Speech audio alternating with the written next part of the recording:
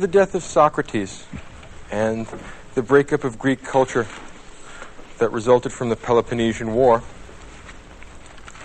Socratic philosophy went into a decline and fragmented into several pieces. And the fragments of Socratic philosophy make up the body of Hellenistic philosophy. What I mean by Hellenistic philosophy is the subsequent developments of Greek philosophy, which take their cue from the Socratic approach to philosophy.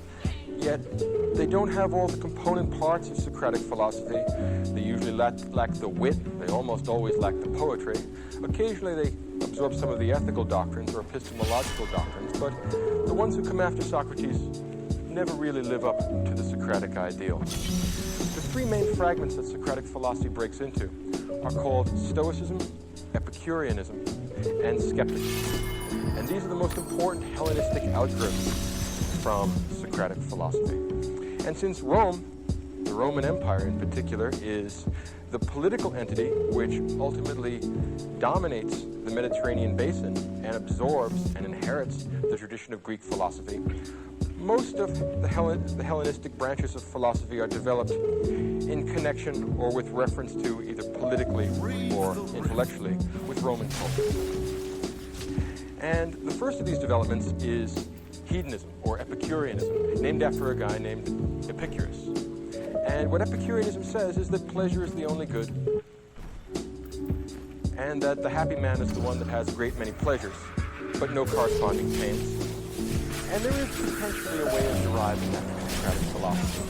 If you would take the idea of Socratic truth, the man who drinks a little bit in order to get a certain degree of pleasure, but then not so much as he will cause himself a hangover or cause himself some corresponding pain, is being prudently Socratic, picking and choosing his pleasures in such a way that he does not generate any corresponding pain. You can see possibly how people who were not entirely developed, who were not entirely committed to the Socratic conception of the soul and of virtue, might want to derive that sort of justification in the pursuit of pleasure from the Socratic dialogues. A second alternative, again a minor alternative, fragment of Socratic philosophy is called skepticism. Socrates, throughout most of the dialogues, I would emphasize the word most rather than all, says that he doesn't know anything. Part of the Socratic irony is this posture of acting as if he's really an ignorant man, when in fact he is wise, in saying that he knows nothing, and thus never trying to teach people by directly making declarative sentences. For the most part, Socrates teaches by question and answer. Socrates helps people to articulate and to realize what's already buried within their soul. When Socrates does that, when he's in that skeptical mode, he says, I myself know nothing, all I do is inquire into things. I'm the eternal inquirer. I'm the patron saint of rational inquiry. And it's possible to see, particularly within the context of the Roman Empire, how skepticism might develop from that Socratic stance of knowing nothing.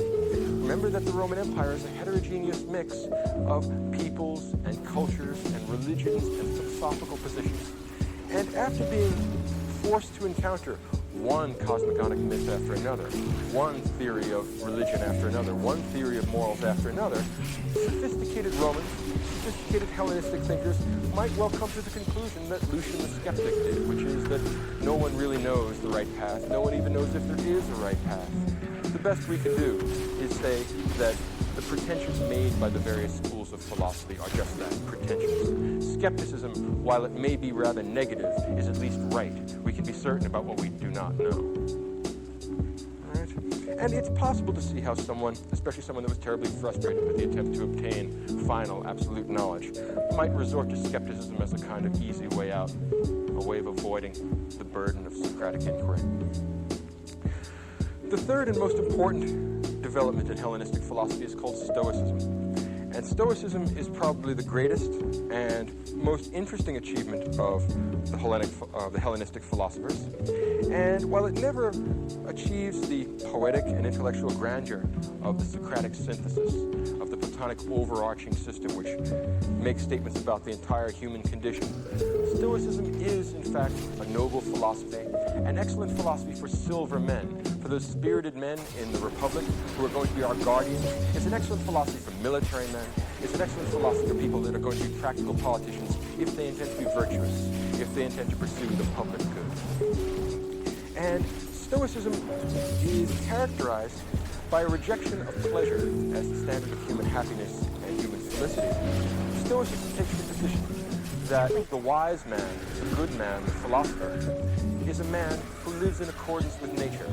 He fears only abdicating his moral responsibility. He is not afraid of pain. He is not afraid of death.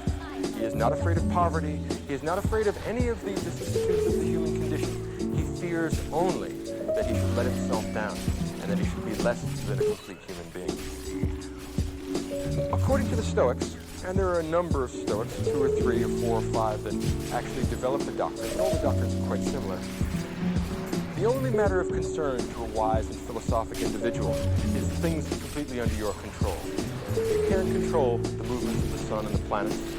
You can't control whether a leaky ship sinks or makes it to port.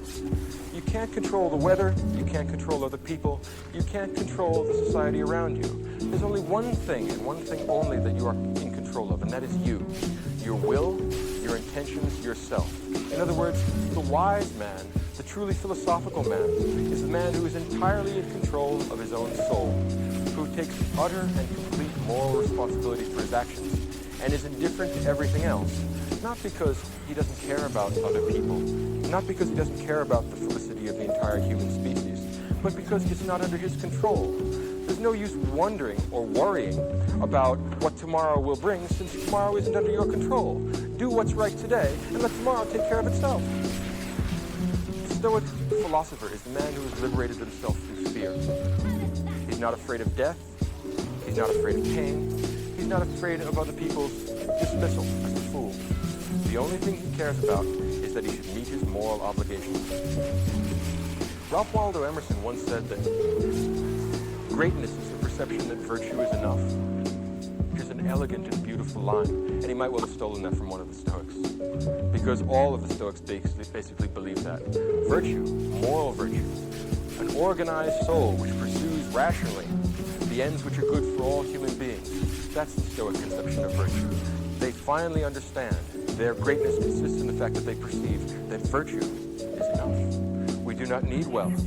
We do not need sexual gratification. We do not need life itself.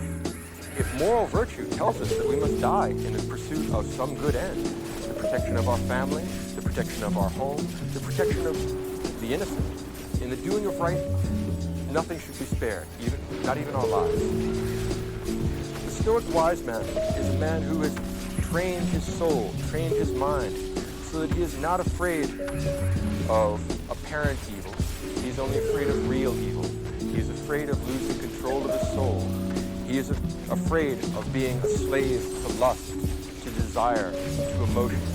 The Stoic man is the honorable philosopher, the man who stands at his duty and is steadfast and serious-minded. In living according to nature, what the Stoic philosopher does is examine the nature of the human condition and the nature of the world around us. He discerns his position in nature, he discerns the kind of creature that he is, and he lives in such a way as not to disgrace himself, as not to be less than what he truly could be.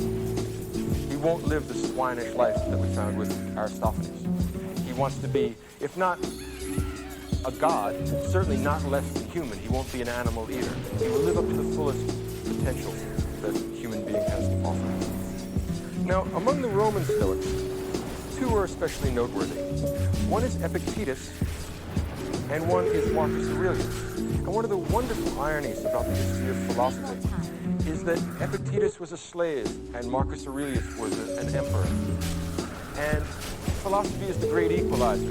Both the slave and the emperor can equally well participate in a philosophy that is accessible to all human beings as human beings. There's nothing less conscious of social status than philosophy. A wise man, a man who is disciplined and in control of his motions, and follows the way of nature, can be a good man no matter what his position in the social structure is.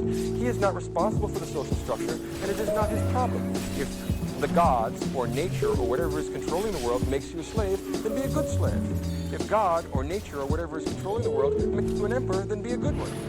Your job is not to disgrace yourself and live up to the highest potentials of human beings. The most interesting of the Stoics is Marcus Aurelius. Lord Acton, the great English philosopher and historian, once said that power corrupts, and absolute power corrupts absolutely. And that's generally speaking true. The difficulty with that generalization is Marcus Aurelius. Marcus Aurelius was an absolute ruler. He was a ruler of the Roman Empire. He was an emperor. He had absolute power of life and death over everyone in the known world. I don't mean everyone in the world as we know it today, but everyone in the world as the Romans would have known it. They don't know about China or have a very attenuated conception of the Eskimos. For them, the world is the Mediterranean basin, and Rome owns it. And Marcus Aurelius owns Rome, essentially. His word is law. Now, for almost all the Roman emperors, they lived scandalous lives and they disgraced themselves. They were much more concerned with indulging their sensual appetites, satisfying their passions, flying into rages. Marcus Aurelius is the standing exception to that, and the exception to Lord Acton's generalization. In his case, power didn't corrupt. Absolute power did not corrupt absolutely. Instead, absolute power allowed us to see what the man underneath the body is really like. It allowed us to find out what Marcus Aurelius' soul is like. Imagine a man for whom all the restraints of law and custom and political order are taken away. He can have whatever he wants. If a man under those circumstances behaves well, you know something about the soul underneath, because no external constraint is making him do what he is doing.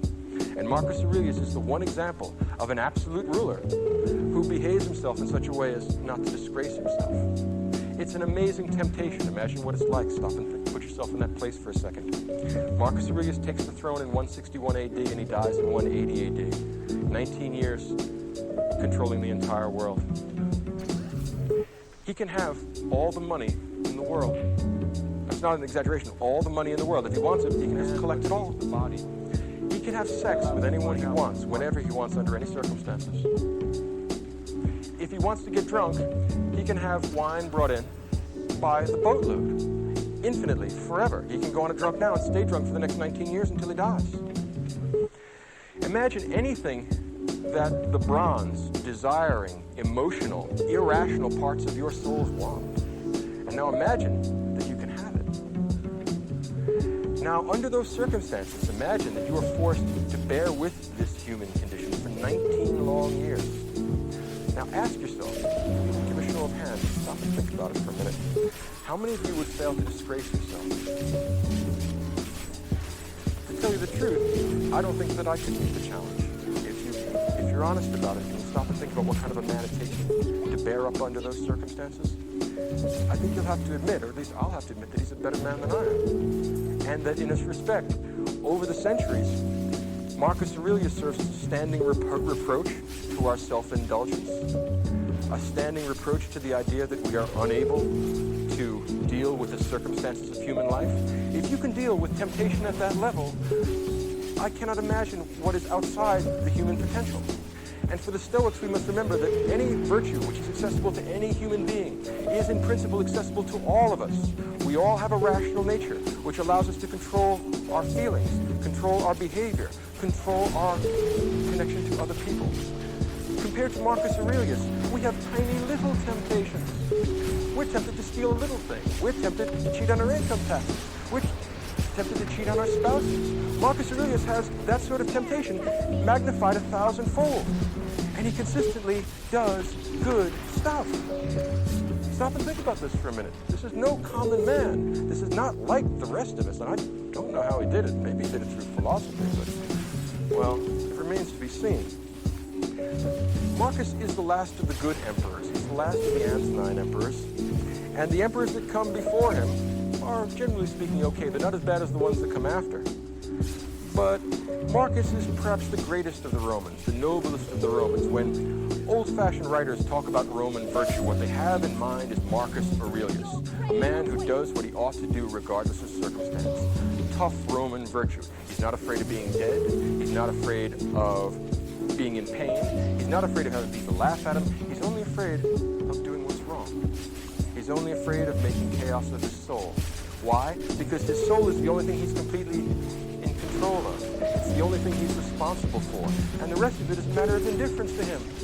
He'll certainly try and perform his function as emperor in the best way he possibly can. But there are Germans at the border, and should they succeed in winning this war, he did the best he could. He has no reason to feel guilty. He has no reason to feel that this is a difficulty. If for some reason he gets sick, well, sickness is part of human life. You accept it as it is, you deal with it the best you can, and then you move on. In other words, Marcus Aurelius intends to live a life in which he will not have to feel guilty about anything. And he succeeded in doing that under the most trying possible circumstances. Again, put yourself in a position where you can have anything you want, and no one can stop you. No matter how evil, no matter how depraved, no one can stop you because your word is law. Marcus Aurelius behaved himself for 19 years under those circumstances. It's a standing reproach to our self-indulgence. The kind of things that Marcus Aurelius writes are not meant for publication. Let's think about this a little further. Marcus wrote this manuscript without intending to have it published. After his death, he wanted to have it burned. Some philosophically inclined, bookkeeper, librarian, aide-de-camp, or whoever it is that picked this up, said, no, we just can't throw this out. We cannot lose the memory of such a great man, and we can't lose the sort of meditations that he created. He wrote a book called Meditations, and it's a book to himself that's not intended to be published. What sort of a man writes a book to himself? What sense does that make? Think about it. The nature of a book is communicating something, and we would think we would communicate it to some reader. But this is not going to be published. It's written to himself.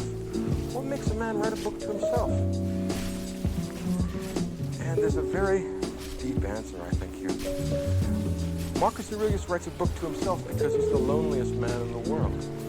He has no friends because he has no equals. Think about a man breaking himself on the rock of an impossible virtue.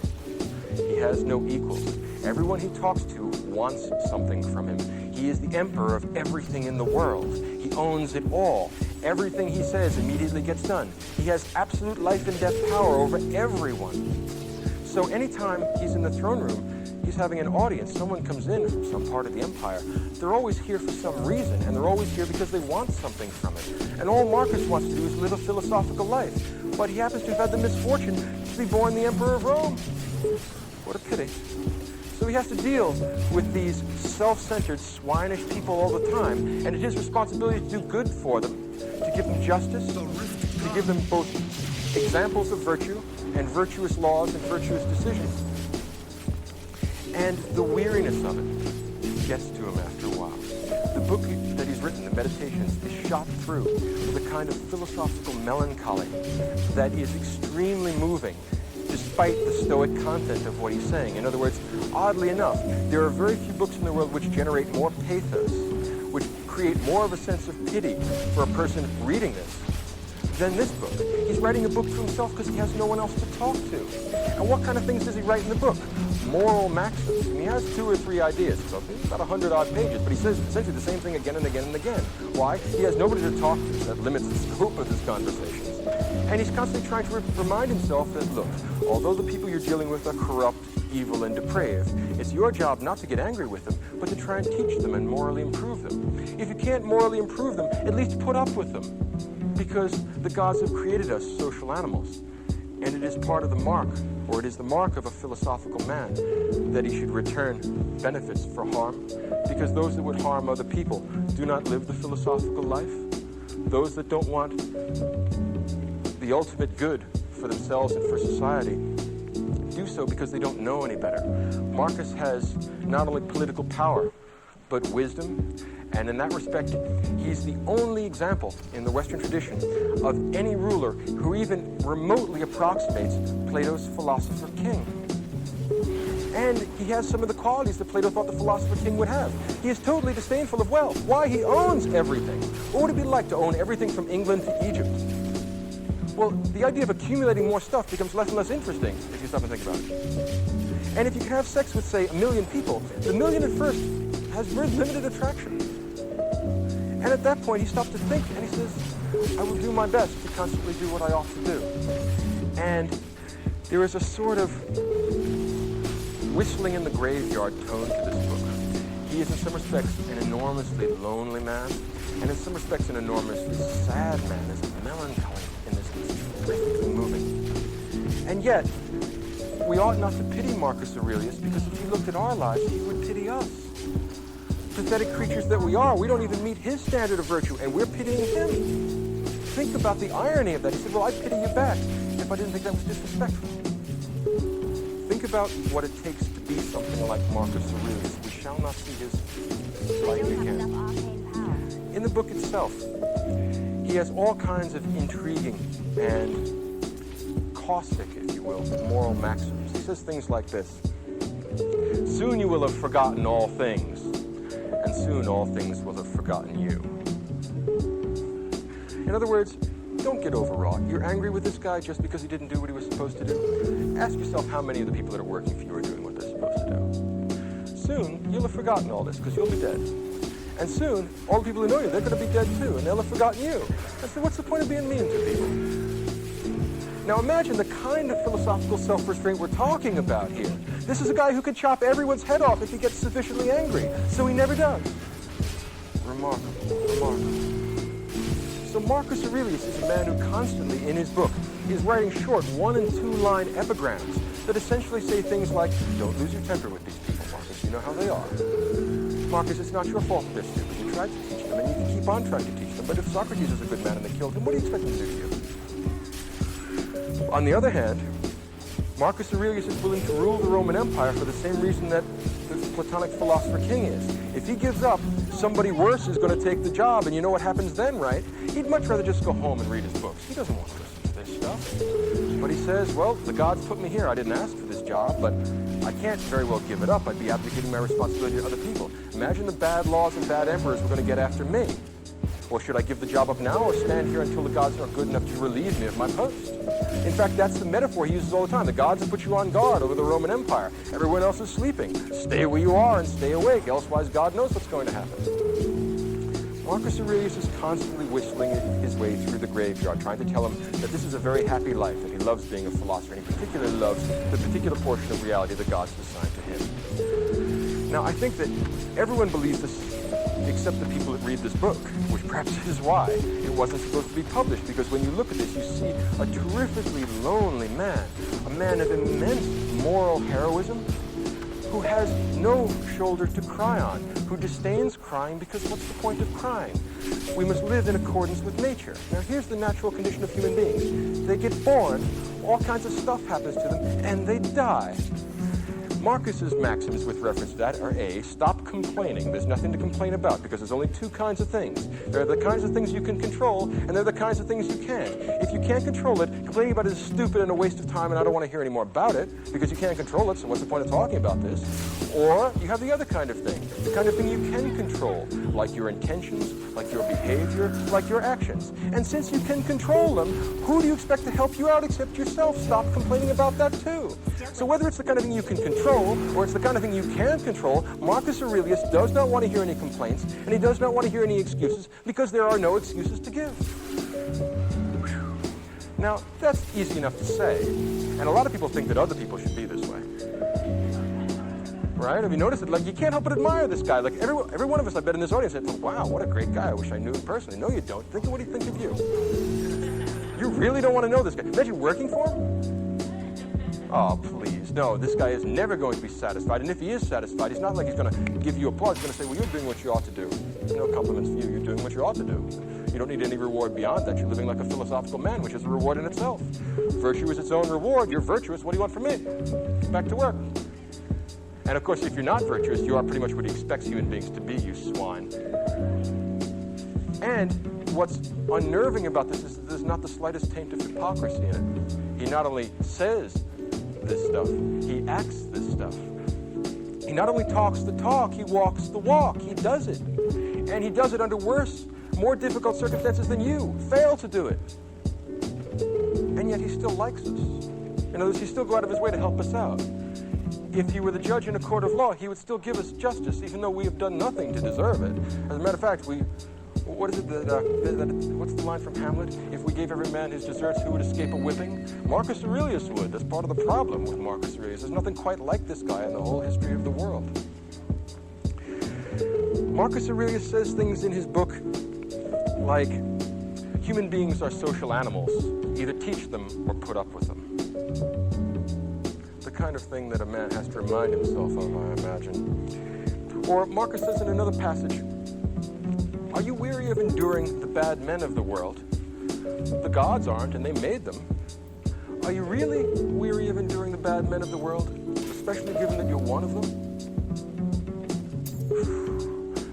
Dreadful, powerful, caustic, ruthless analysis of himself and others.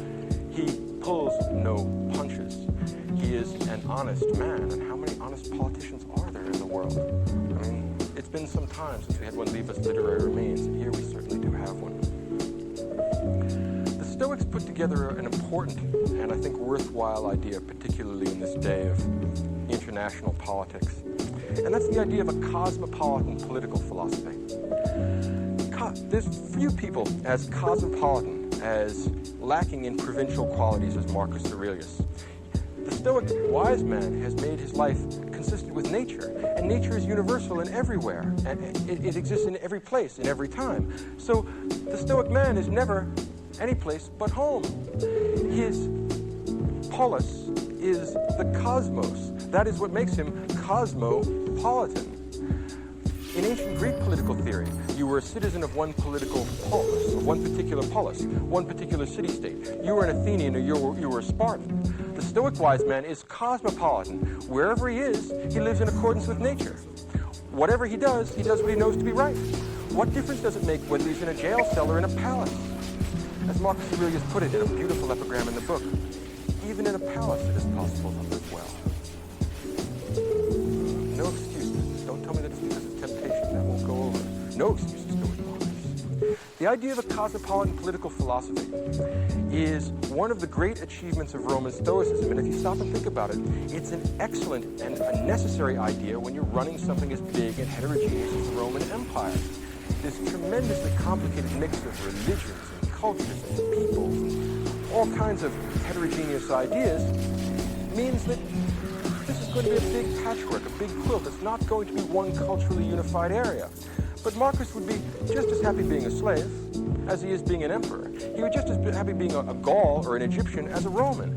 As long as there is a nature there and there is a human spirit which can be made in accordance with nature, any of the external facts of life don't matter. And now for the first time we can perhaps see why the Roman Stoics have a reputation, to some extent deserved, of being kind of harsh, cold, unfeeling men. Because there's nothing to worry about. And it's hard for them to sympathize with the fact that other people are worried about things that they regard as trivial or not worth worrying about at all. Many of us worry about sickness.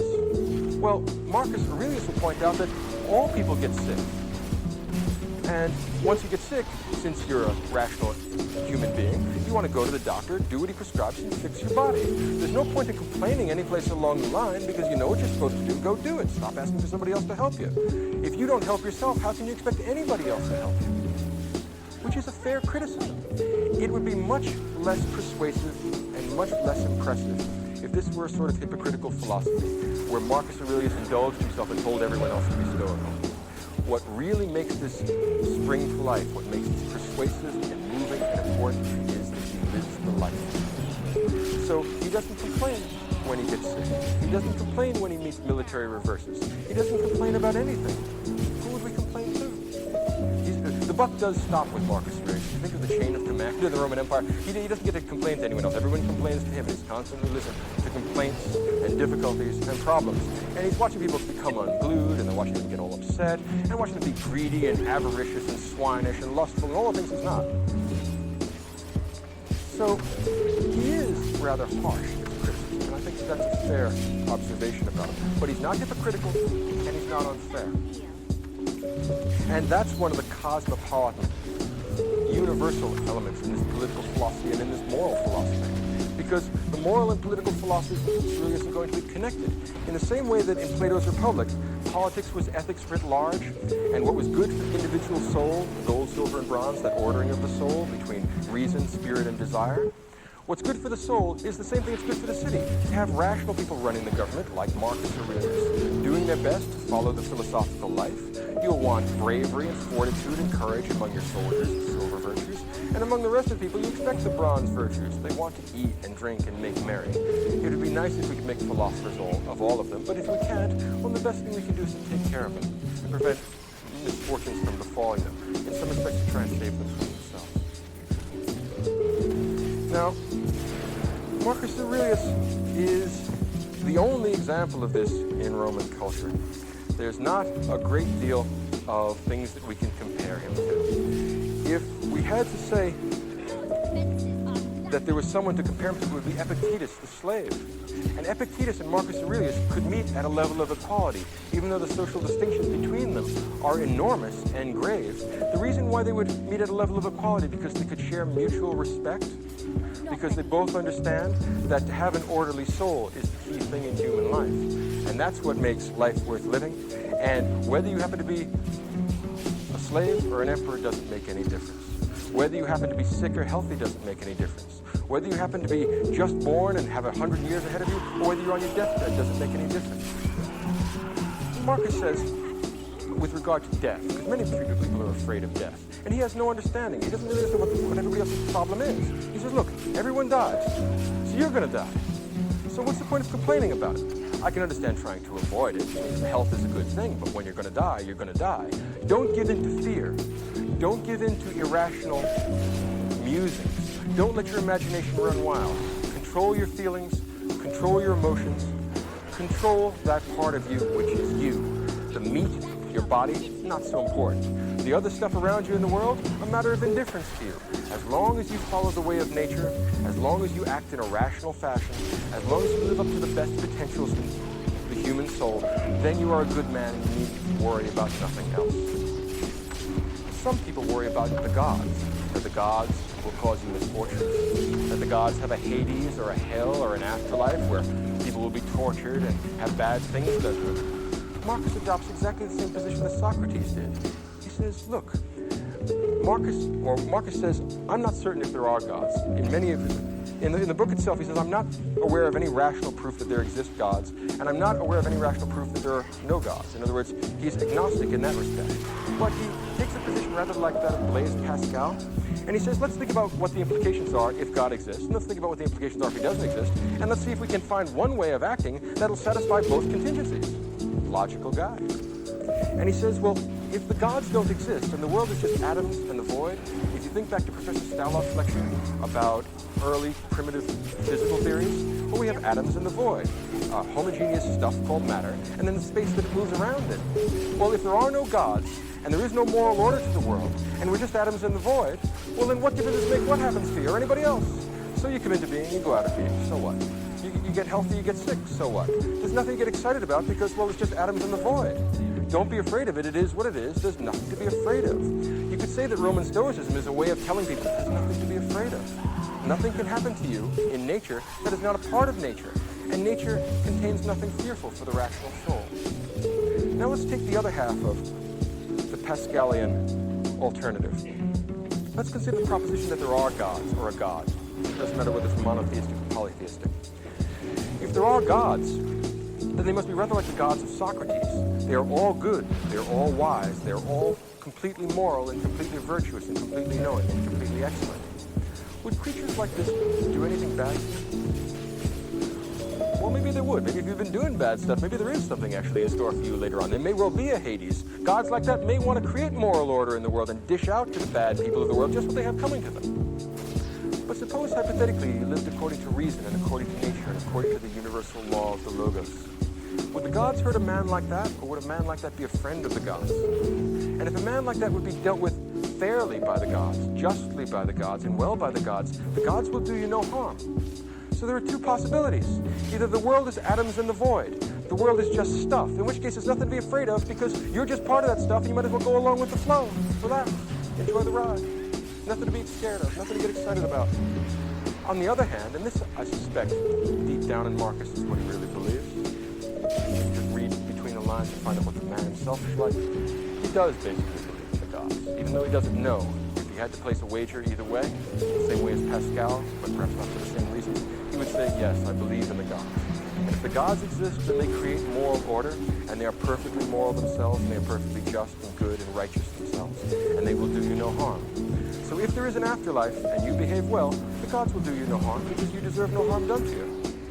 If there is an afterlife and you behave badly, you have no one to blame but yourself. In every case, the only thing that a man is in control of is the individual ego, himself, the cogito, what they call later on called the cogito, the self. If you are in control of that, if you have an orderly soul, then you have a divine soul, a good soul, and your life is worth living. the gods will not penalize you for that. So, what's there to worry about? Don't worry, be happy. Either the world is atoms in the void, nothing to worry about. If the gods are there, well then the gods certainly aren't going to hurt you. Either way, don't worry, be happy. Do what you know you ought to do. Meet your moral obligations. In some respect, and I think that this is worth taking notes on if you happen to be here at the Kant lecture next week, or 2 weeks from now, is that the Stoic conception of virtue is an anticipation of what I will call the Kantian conception of virtue. Those of you who are familiar with the works of Immanuel Kant can recognize the single-minded and ruthless acquirement of virtue as being the Kantian conception of moral action or good moral behavior, and the Stoic conception as well. Both Kant and Marcus Aurelius have achieved the greatness that comes from being aware that virtue is sufficient in itself. The single-minded pursuit of rationality, of justice, of temperance, of fortitude is what this book is all about. And in some respects, I feel a little bit like a voyeur in opening up a manuscript that Marcus never meant to publish, and doubtless he would be nothing except embarrassed if he knew that people were reading this book, because he wouldn't want to show that crack in the Stoic face, right? He doesn't want to give people the idea that he ever worries or ever gets upset at all. In other words, doubtless, if he's in heaven, he regrets every line he ever wrote. Not because he doesn't think it might benefit us, but because it shows the sort of weakness not entirely consistent with Stoic virtue. Perhaps there are other Stoics who suffered more pain, who had greater difficulties, and never wrote a line. In Marcus Aurelius' view, those men would be greater than he. And whether there exist such people or not, Marcus Aurelius is a sort of standing reproach to our weakness, to our self-indulgence, to our willingness to give in to what we want, to our inclination to make excuses about things that were entirely up to us, and to try and act as if we are not responsible for our behavior. One might want to say that Marcus Aurelius is an important step in the construction of the Western conception of the self, or the ego. You are the part of you, not the meat, but the will, the soul, the internal stuff. That's what you're responsible for. That's what the gods will judge you on the basis of. Apart from that, don't worry about it. All other things are matters of indifference. Connect yourself to nature, do what's right, and let the devil take the hindmost. It's not your problem. Stoicism is an appropriate philosophy, I would say, for serious, ruthless, introspective people that want real answers and are willing to take no nonsense. In that respect, it's a kind of moral philosophy I'd be inclined to teach through West Point. If I were teaching people that are going to be under terrible danger and terrible fearful conditions, I would teach them to do what they know they ought to do, and to discipline and organize their emotions in such a way as to behave themselves in a way that is not disgraceful. To avoid that is the epitome of Stoic virtue, and it may not have all the attractive elements of Socratic philosophy. It lacks the poetic element of Platonism. It lacks the comprehensive intellectual drive of Socrates, but it still contains elements of Socratic nobility that neither skepticism nor Epicureanism offer us. And in that respect, I think it's the true heir of Socratic philosophy. I wish I could do that. The key idea behind Marcus Aurelius is something like this: that it's just the human condition for us to have troubles and worries and anxieties and problems. Don't torture yourself by worrying about things that aren't in your control. Leave that in the hands of God. Leave that in the hands of nature. Do your best to control the things that you do have control over: yourself, your behavior, your intentions, and your actions. If you do that, you will live a blessed and happy and virtuous and wise life. You will be a real human being. If you fail to do that, gradually the inclination towards debauchery, evil, vice, sin, to put it in theological terms, will become greater and greater, and unless you arrest this slide towards self-indulgence, you will harm yourself and you will harm the people around you. No rational being wishes to harm themselves. No rational being wishes to harm the people around them. Because of that, If we were to be rational, it is the same thing as making us good, and that is the same thing as making us free. Not free in the sense of political freedom, being a slave or a free man, but free in the sense of being autonomous, making our own decisions, making laws for ourselves. Free in the sense of no longer being the slave of our passions, being pushed about by our feelings, being a toy that gets messed with by arbitrary things that are really beneath the human condition, that are mere emotion. If we want to be fully human, we must be fully free, and that means fully rational, and that means fully good. Accept no substitutes, is what Marcus Aurelius says. He did that himself, and he hopes that other people will do it. He did the best he could, and you can't help but feel that at the end of his life, he must have felt relieved that the terrible crushing burden of this loneliness, a man that has no equals and has no friends, a man that has nothing but philosophy to guide him, death must have been a great release. It's like getting the evening off after you've put in your turn guarding the camp. And instead of becoming an obscure and unimportant figure, he's become a symbol in the history of Western philosophy of the practical, concrete, immediate virtues, the sort of virtues which are accessible to us, not because we have profound intellectual ability, not because we're a Newton or a Kant, but simply because we have problems and we're everyday rational human beings. The Stoic man says that a virtue that is possible for one man is accessible to all of us. There is no excuse for us not being that good. If we provide such excuses for ourselves, we harm ourselves and we harm others by preventing us from recognizing our true moral obligation. Marcus Aurelius lets us know that all people suffer, but that not all people pity themselves. Marcus Aurelius lets us know that all men die, but that not all men die whining. Something to think about. Take home with you and mull it over. The Concise Meditations of Marcus Aurelius. This is a summary of Marcus Aurelius's Meditations. If you want to understand Meditations but don't want to read it, or just want a refresher, then this is for you. Meditations is essentially a scrapbook of thoughts written over a 19-year period. It's not ordered, and it repeats itself frequently as ideas reoccurred to the author at different times. The Meditations of Marcus Aurelius. Translation by George Long. Narrated by Robin Homer. Book 1. Debts and Lessons. 1. From my grandfather Verus I learned good morals and the government of my temper. 2. From the reputation and remembrance of my father, modesty and a manly character. 3. From my mother, piety and beneficence, and abstinence, not only from evil deeds, but even from evil thoughts.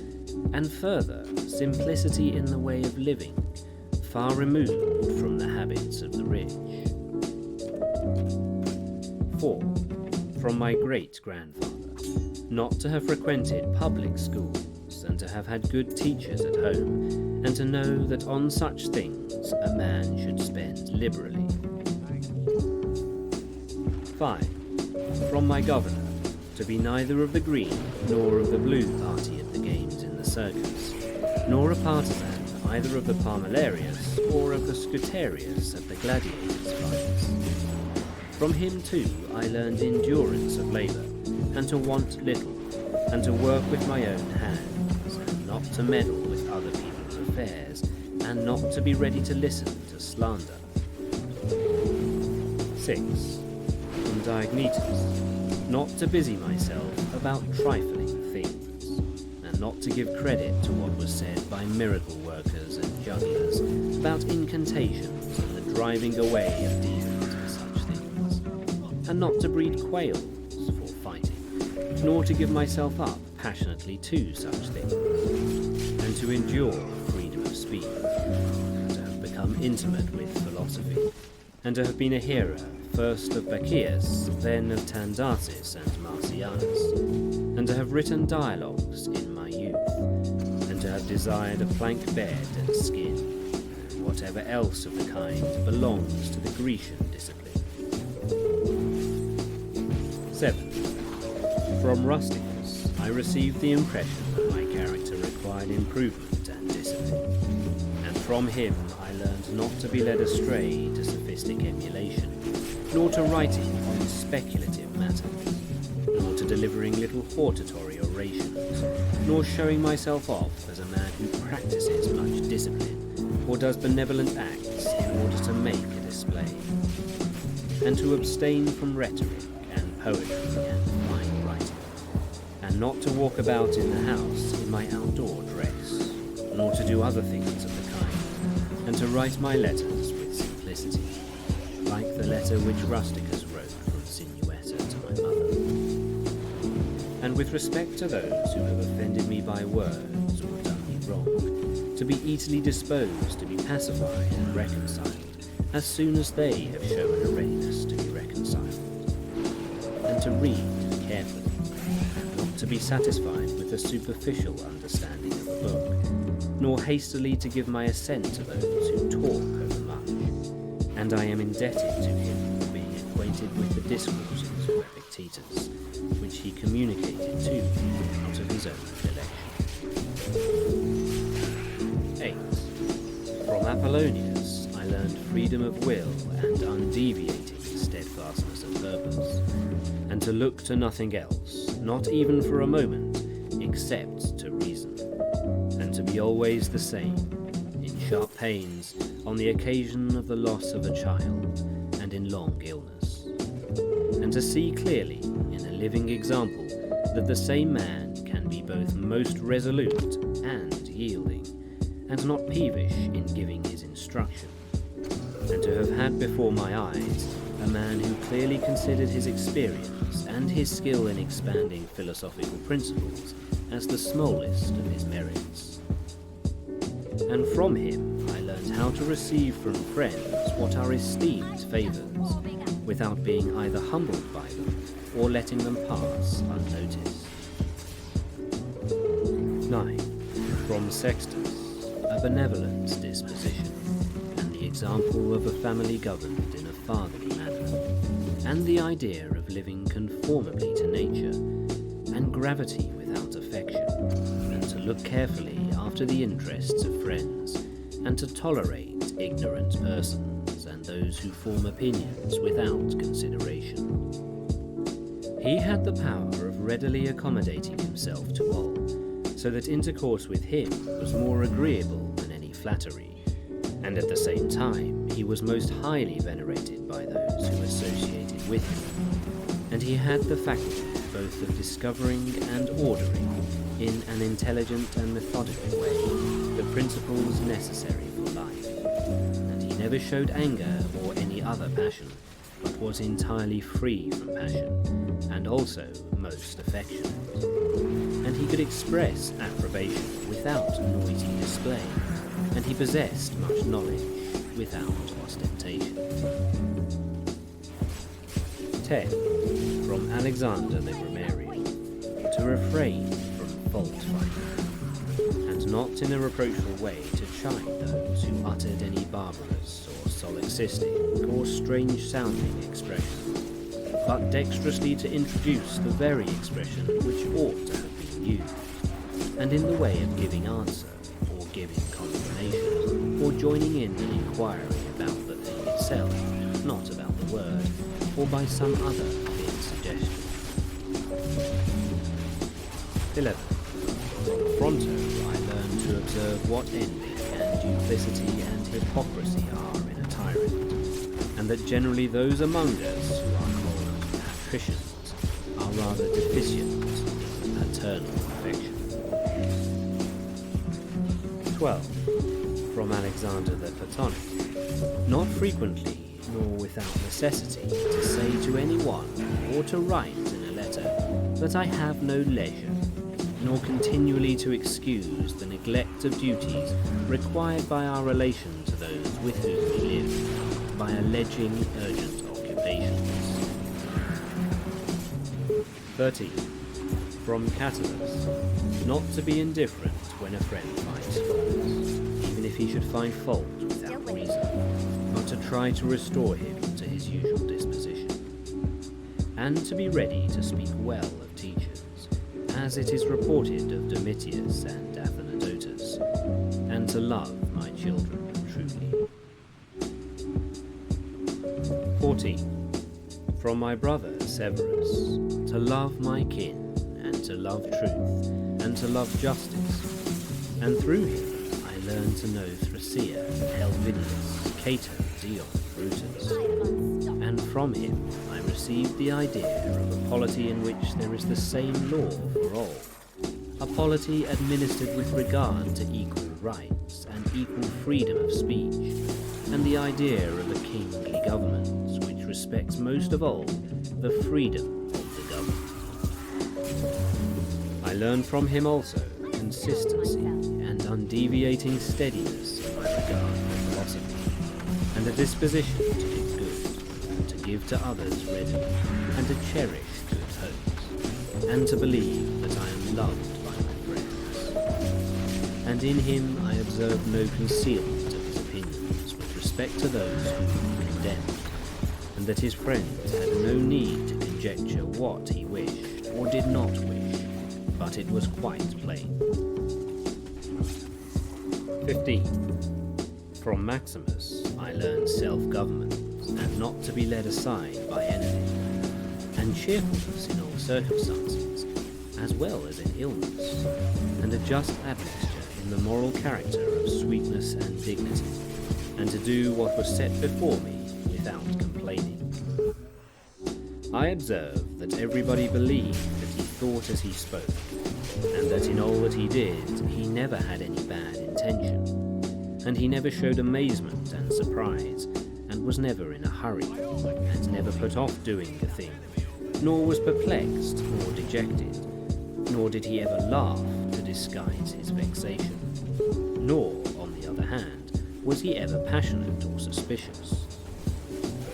He was accustomed to do acts of beneficence, and was ready to forgive, and was free from all falsehood, and he presented the appearance of a man who could not be diverted from right, rather than of a man who had been improved. I observed, too, that no man could ever think that he was despised by Maximus, or ever venture to think himself a better man. He also had the art of being humorous in an agreeable way. 16. In my father I observed mildness of temper, and unchangeable resolution in the things which he had determined after due deliberation, and no vain glory in those things which men call honours, and a love of labour and perseverance, and a readiness to listen to those who had anything to propose for the common weal, and undeviating firmness in giving to every man according to his deserts, and a knowledge derived from experience of the occasions for vigorous action and for remission. And I observed that he had overcome all passion for boys, and he considered himself no more than any other citizen, and he released his friends from all obligation to sup with him or to attend him of necessity when he went abroad, and those who had failed to accompany him, by reason of any urgent circumstances, always found him the same. I observed, too, his habit of careful inquiry in all matters of deliberation, and his persistency, and that he never stopped his investigation through being satisfied with appearances which first present themselves, and that his disposition was to keep his friends and not to be soon tired of them, nor yet to be extravagant in his affection, and to be satisfied on all occasions, and cheerful, and to foresee things a long way off, and to provide for the smallest without display, and to check immediately popular applause and all flattery, and to be ever watchful over the things which were necessary for the administration of the empire, and to be a good manager of the expenditure, and to patiently endure the blame which he got for such conduct. And he was neither superstitious with respect to the gods, nor did he court men by gift or by trying to please them, or by flattering the populace. But he showed sobriety in all things, and firmness, and never any mean thoughts or action, nor love of novelty. And the things which conduce in any way to the commodity of life, and of which fortune gives an abundant supply, he used without arrogance and without excusing himself, so that when he had them, he enjoyed them without affectation, and when he had them not, he did not want them. No one could ever say of him that he was either a sophist or a homebred, flippant slave or a pedant, but everyone acknowledged him to be a man ripe, perfect, above flattery, able to manage his own and other men's affairs. Besides this, he honoured those who were true philosophers, and he did not reproach those who pretended to be philosophers, nor yet was he easily led by them. He was also easy in conversation, and he made himself agreeable without any offensive affection. He took a reasonable care of his body's health, not as one who was greatly attached to life, nor out of regard to personal appearance, nor yet in a careless way, but so that through his own attention he very seldom stood in need of the physician's art or of medicine or external applications. He was most ready to give without envy to those who possessed any particular faculty, such as that of eloquence or knowledge of the law or of morals, or of anything else, and he gave them his help, that each might enjoy reputation according to his deserts. And he always acted conformably to the institutions of his country, without showing any affection of doing so. Further, he was not fond of change, nor unsteady, but he loved to stay in the same places, and to employ himself about the same things, and after his paroxysms of headache, he came immediately fresh and vigorous to his usual occupations. His secrets were not many, but very few and very rare, and these only about public matters. And he showed prudence and economy in the exhibition of the public spectacles, the construction of public buildings, his donations to the people, and in such things. For he was a man who looked to what ought to be done, not to the reputation which is got by a man's acts. He did not take the bath at unseasonable hours. He was not fond of building houses, nor curious about what he ate, nor about the texture and colour of his clothes, nor about the beauty of his slaves. His dress came from Lorium, his villa on the coast, and from Lanuvium generally. We know how he behaved to the toll collector at Tusculum, who asked his pardon, and such was all his behaviour. There was in him nothing harsh, nor implacable, nor violent, nor, as one may say, anything carried to the sweating point. But he examined all things severally, as if he had abundance of time, and without confusion, in an orderly way, vigorously and consistently. And that might be applied to him, which is recorded of Socrates, that he was able both to abstain from and to enjoy those things which many are too weak to abstain from, and cannot enjoy without excess. But to be strong enough both to bear the one and to be sober in the other is the mark of a man who has a perfect and invincible soul, such as he showed in the illness of Maximus. 17. To the gods I am indebted for having good grandfathers, good parents, a good sister, good teachers, good associates, good kinsmen and friends, nearly everything good. Further, I owe it to the gods that I was not hurried into any offence against them, though I had a disposition which, if opportunity had offered, might have led me to do something of this kind. But through their favour, there never was such a concurrence of circumstances as put me to the trial.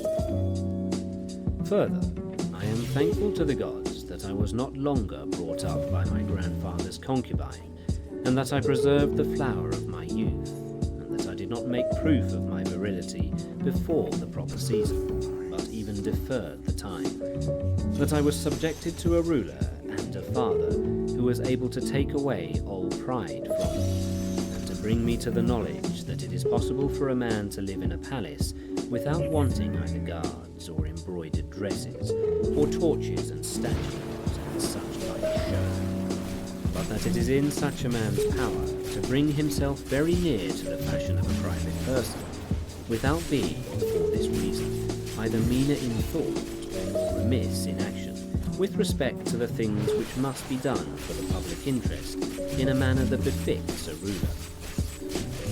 I thank the gods for giving me such a brother, who was able by his moral character to rouse me to vigilance over myself, and who at the same time pleased me by his respect and affection, that my children have not been stupid or deformed in body, I don't have enough arcane power. that I did not make more proficiency in rhetoric, poetry, and the other studies, in which I should perhaps have been completely engaged if I had seen that I was making progress in them.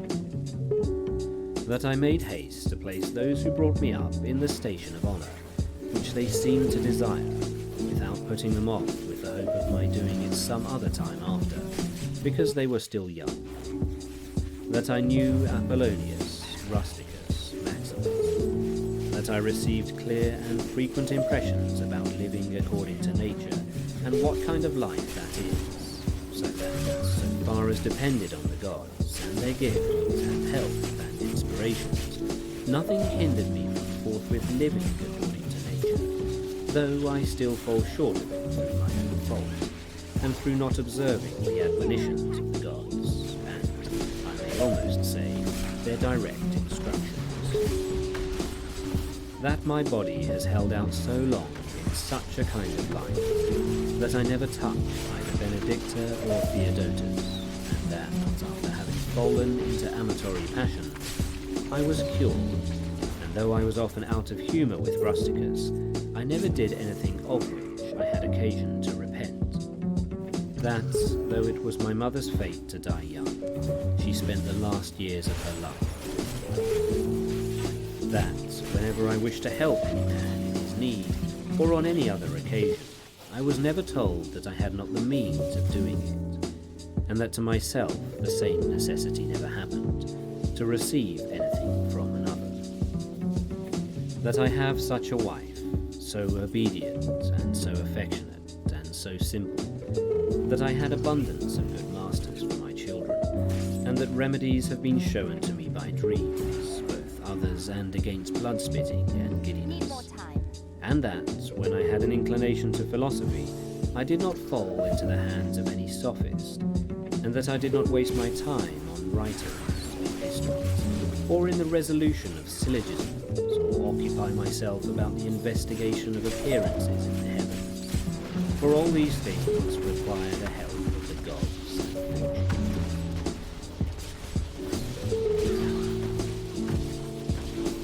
Book 2. Among the Quadi and the Grenadiers. Begin the morning by saying to thyself, I shall meet with the busybody, the ungrateful, arrogant, deceitful, envious, unsocial. All these things happen to them by reason of their ignorance of what is good and evil. But I, who have seen the nature of the good, that it is beautiful, and of the bad, that it is ugly, and the nature of him who does wrong, that it is akin to me, not only of the same blood or seed, but that it participates in the same intelligence and the same portion of the divinity. I can neither be injured by any of them, for no one can fix on me what is ugly, nor can I be angry with my kinsman, nor hate him. For we are made for cooperation, like feet, like hands, like eyelids, like the rows of the upper and lower teeth.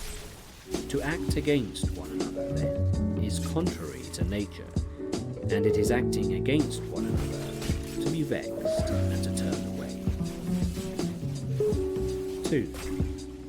Whatever this is that I am, it is a little flesh and breath, and the ruling part. Throw away thy thoughts, no longer distract thyself. It is not allowed. But as if thou wast now dying, despise the flesh. It is blood and bones and network, a can texture of nerves, veins and arteries. See the breath also, what kind of thing it is. Air, and not always the same, but every moment sent out and again sucked in. The third, then, is the ruling part. Consider thus, thou art an old man. No longer let this be a slave. No longer be pulled by the strings like a puppet to unsocial movements. No longer be either dissatisfied with thy present lot, or shrink from the future. 3. All that is from the gods is full of providence. That which is from fortune is not separated from nature, or without an interweaving and involution with the things which are ordered by providence. From thence all things flow, and there is besides necessity, and that which is for the advantage of the whole universe, of which thou art a part. But that is good for every part of nature, which the nature of the whole brings, and what serves to maintain this nature. Now the universe is preserved, as by the changes of the elements, so by the changes of things compounded of the elements. Let these principles be enough for thee. Let them always be fixed opinions. But cast away the thirst after gods, that thou mayest die not murmuring, but cheerful, truly, and from thy heart thankful to the gods. 4. Remember how long thou hast been putting off these things, and how often thou hast received an opportunity from the gods, and yet dost not use it. Not ready yet. Thou must now at last perceive of what universe thou art a part, and of what administrator of the universe thy existence is in efflux, and that a limit of time is fixed for thee, which if thou dost not use for clearing away the clouds from thy mind, it will go, and thou wilt go, and will never return. 5. Every moment think steadily as a Roman, and a man to do what thou hast in hand with perfect and simple dignity, and feeling of affection, and freedom, and justice, and to give thyself relief from all other thoughts. And thou wilt give thyself relief, if thou dost every act of thy life as if it were the last, laying aside all carelessness and passionate aversion from the commands of reason, and all hypocrisy and self-love, and discontent with the portion which has been given to thee. Thou seest how few the things are, the which, if a man lays hold of them, he is able to live a life which flows in quiet, and is like the existence of the gods. For the gods, on their part, will require nothing more from him who observes these things. 6. Do wrong to thyself, do wrong to thyself, my soul. But thou wilt no longer have the opportunity of honouring thyself.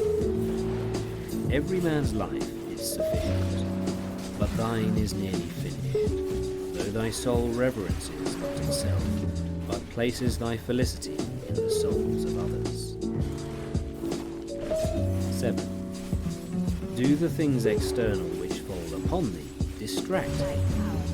Give thyself time to learn something new and good, and cease to be whirled around. But then thou must also avoid being carried about the other way, for those too are triflers who have wearied themselves in life by their activity, and yet have no object to which to direct every movement, and, in a word, hold their thoughts.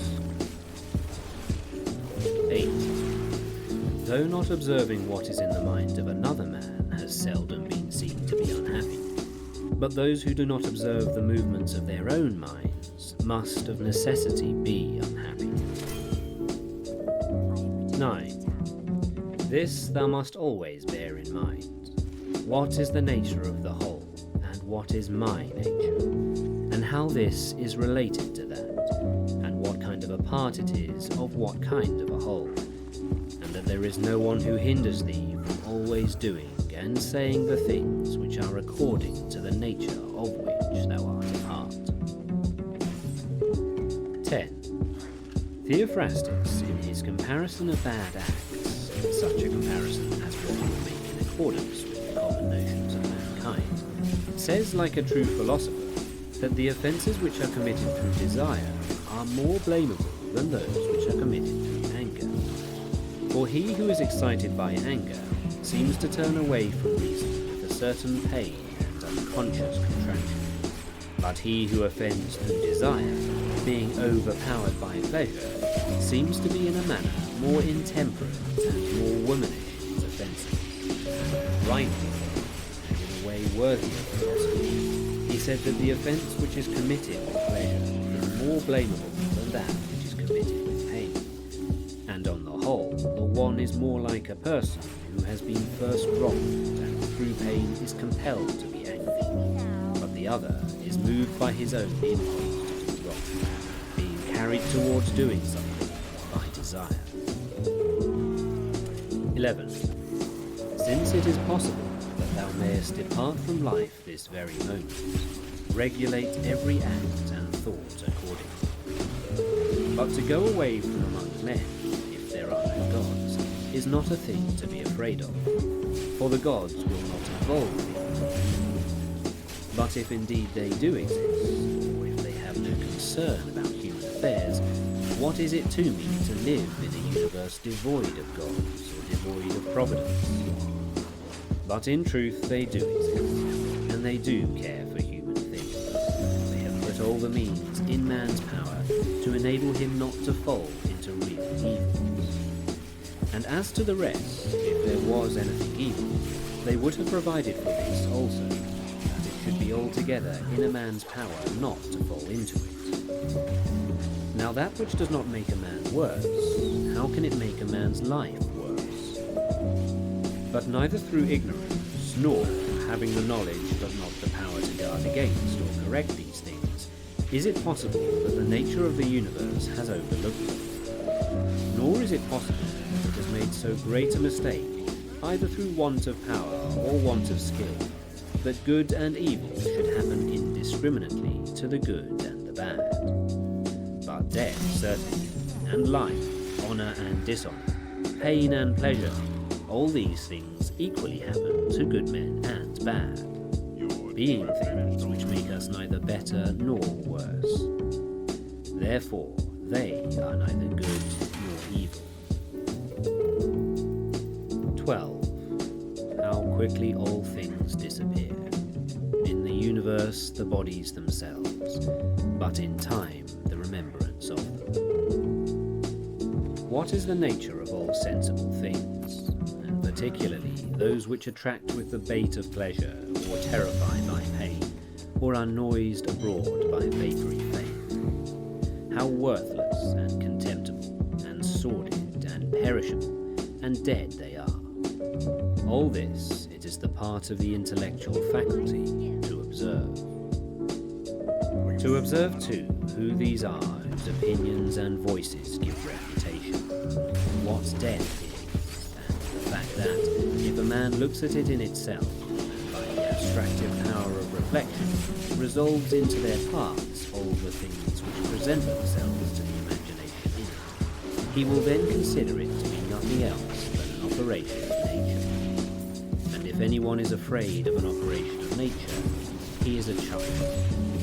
This, however, is not only an operation of nature, but it is also a thing which conduces to the purposes of nature. To observe, too, how man comes near to the deity, and by what part of man, and when this part of man is so disposed. 13. Nothing is more wretched than a man who traverses everything in the round, and pries into the things beneath the earth, as the poet says, and seeks by conjecture what is in the minds of his neighbours, without perceiving that it is sufficient to attend to the demon within you, and to reverence it sincerely. And reverence of the demon consists in keeping it pure from passion and thoughtlessness, and dissatisfaction with what comes from gods and men. For the things from the gods merit veneration for their excellence, and the things from men should be dear to us by reason of kinship, and sometimes even, in a manner, They move our pity by reason of men's ignorance of good and bad. This defect being not less than that which deprives us of the power of distinguishing things that are white and black. 14. Though thou shouldest be going to live 3,000 years, and as many times 10,000 years, still remember that no man loses any other life than that which he now lives, nor lives any other than that which he now loses. The longest and shortest are thus brought to the same, for the present is the same to all, though that which perish is not the same, and so that which is lost appears to be a mere moment. For a man cannot lose either the past or the future, for what a man has not, how can anyone take this from him? These two things then thou must bear in mind. The one, that all things from eternity are of like forms and come round in a circle, and that it makes no difference whether a man shall see the same things during 100 years or 200 or an infinite time. And the second, that the longest liver and he who will die soonest lose just the same. For the present is the only thing of which a man can be deprived, if it is true that this is the only thing which he has, and that a man cannot lose a thing if he has it not. 15. Remember that all is opinion. For what was said by the cynic Monimus is manifest, and manifest too is the use of what was said, if a man receives what may be got out of it, as far as it is true. 16. The soul of man does violence to itself, first of all, when it becomes an abscess, and, as it were, a tumour on the universe, so far as it can.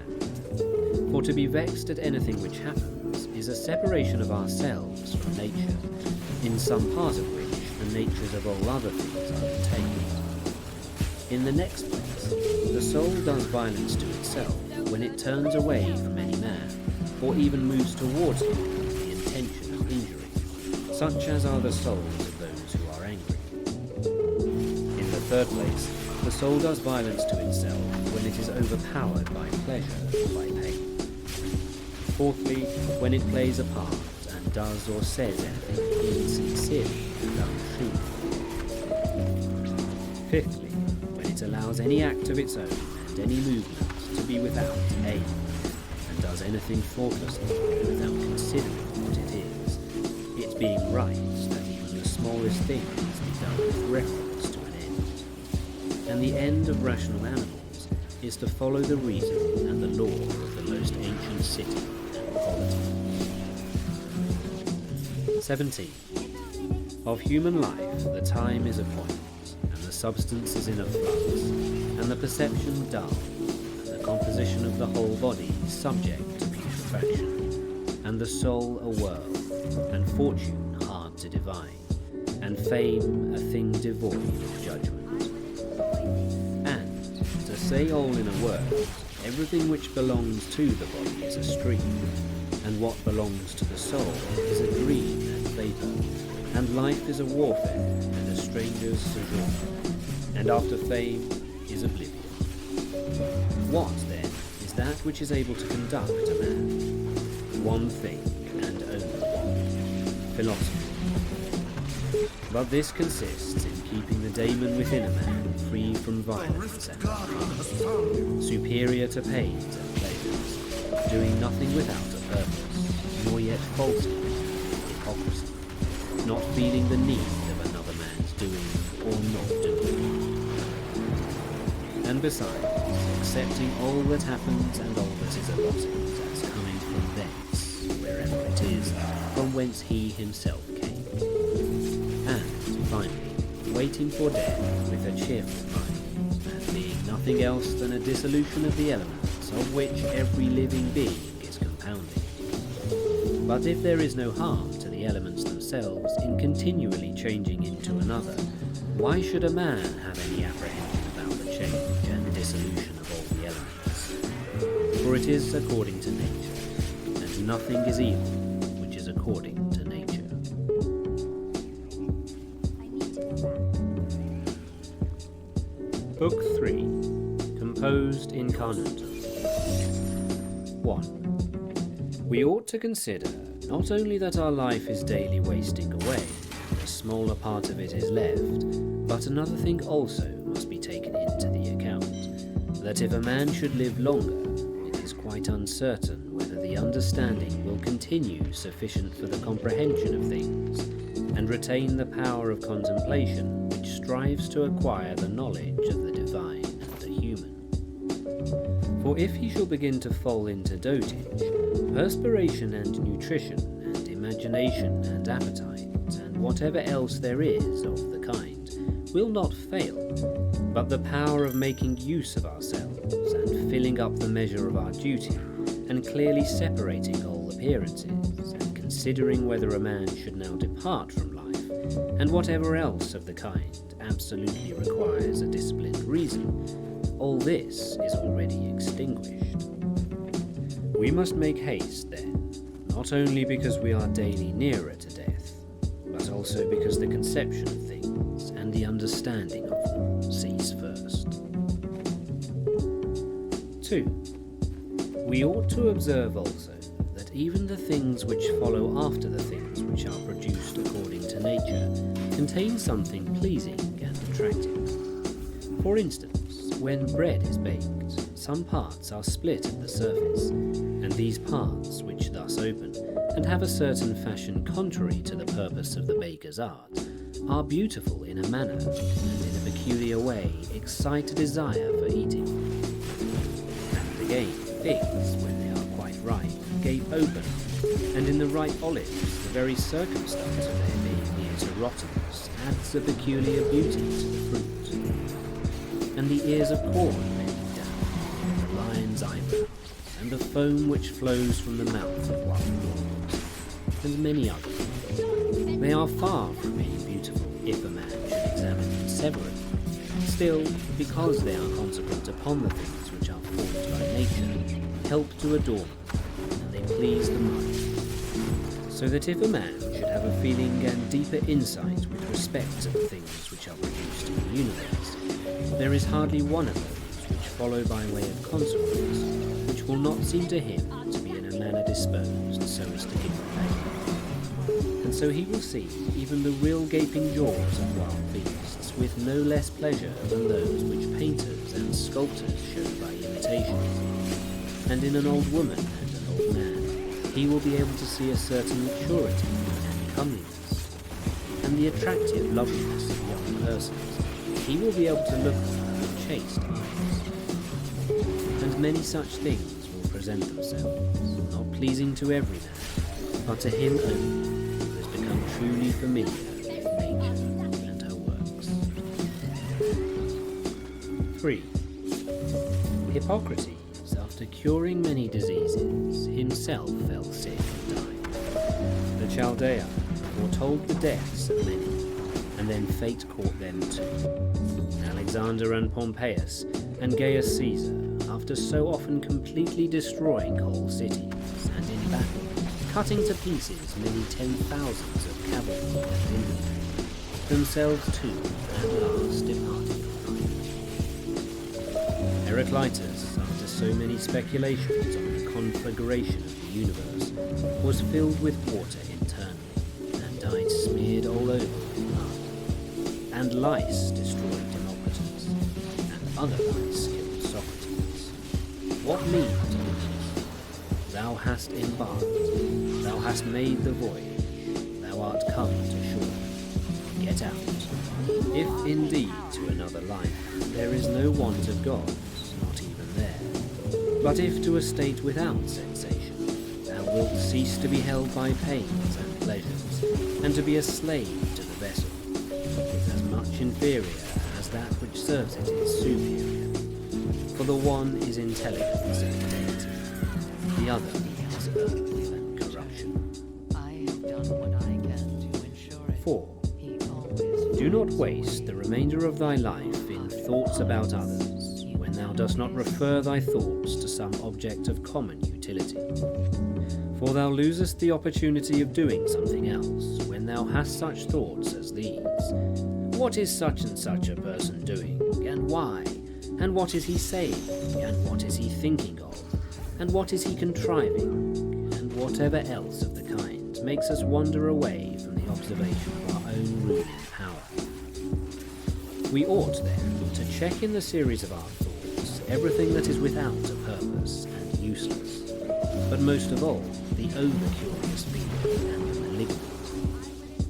And a man should use himself to think of those things only about which, if one should suddenly ask, "What hast thou now in thy thoughts?" with perfect openness thou mightest immediately answer, "This or that," so that from thy words it should be plain that everything in them is simple and benevolent, and such as befits a social animal, one that cares not for thoughts about pleasure or sensual enjoyments at all, nor has any rivalry or envy and suspicion, or anything else for which thou wouldest blush if thou shouldest say that thou hadst it in thy mind. For the man who is such, and no longer delays being among the number of the best, is like a priest and minister of the gods, using the deity which is planted within him, which makes the man uncontaminated by pleasure, unharmed by any pain, untouched by any insult, feeling no wrong, a fighter in the noblest fight, one who cannot be overpowered by any passion, dyed deep with justice, accepting with all his soul everything which happens and is assigned to him as his portion, and not often, nor yet without great necessity and for the general interest, imagining what another says or does or thinks. For it is only what belongs to himself that he makes the matter for his activity. He constantly thinks of that which is allotted to himself out of the sum total of things, and he makes his own acts fair, and he is persuaded that his own portion is good. For the lot which is assigned to each man is carried along with him, and carries him along with it. And he remembers also that every rational animal is his kinsman, and that to care for all men is according to man's nature. And a man should hold on to the opinion, not of all, but of those only who confessedly live according to nature. But as to those who live not so, he always bears in mind what kind of men they are, both at home and from home, both by night and by day, and what they are, and with what men they live an impure life. Accordingly, he does not value at all the praise which comes from such men, since they are not even satisfied with themselves. 5. Labour not unwillingly, nor without regard to the common interest, nor without due consideration, nor with distraction, nor let studied ornament set off thy thoughts, and be not either a man of many words, or busy about too many things. And further, let the deity which is in thee be the guardian of a living being, manly and of right age, and engaged in matter political, and a Roman and a ruler, who has taken his post like a man waiting for the signal which summons him from life, and ready to go, having need neither of oath nor of any man's testimony. Be cheerful also, and seek not external help, nor the tranquillity which others give. A man, then, must stand erect, not be kept erect by others. 6.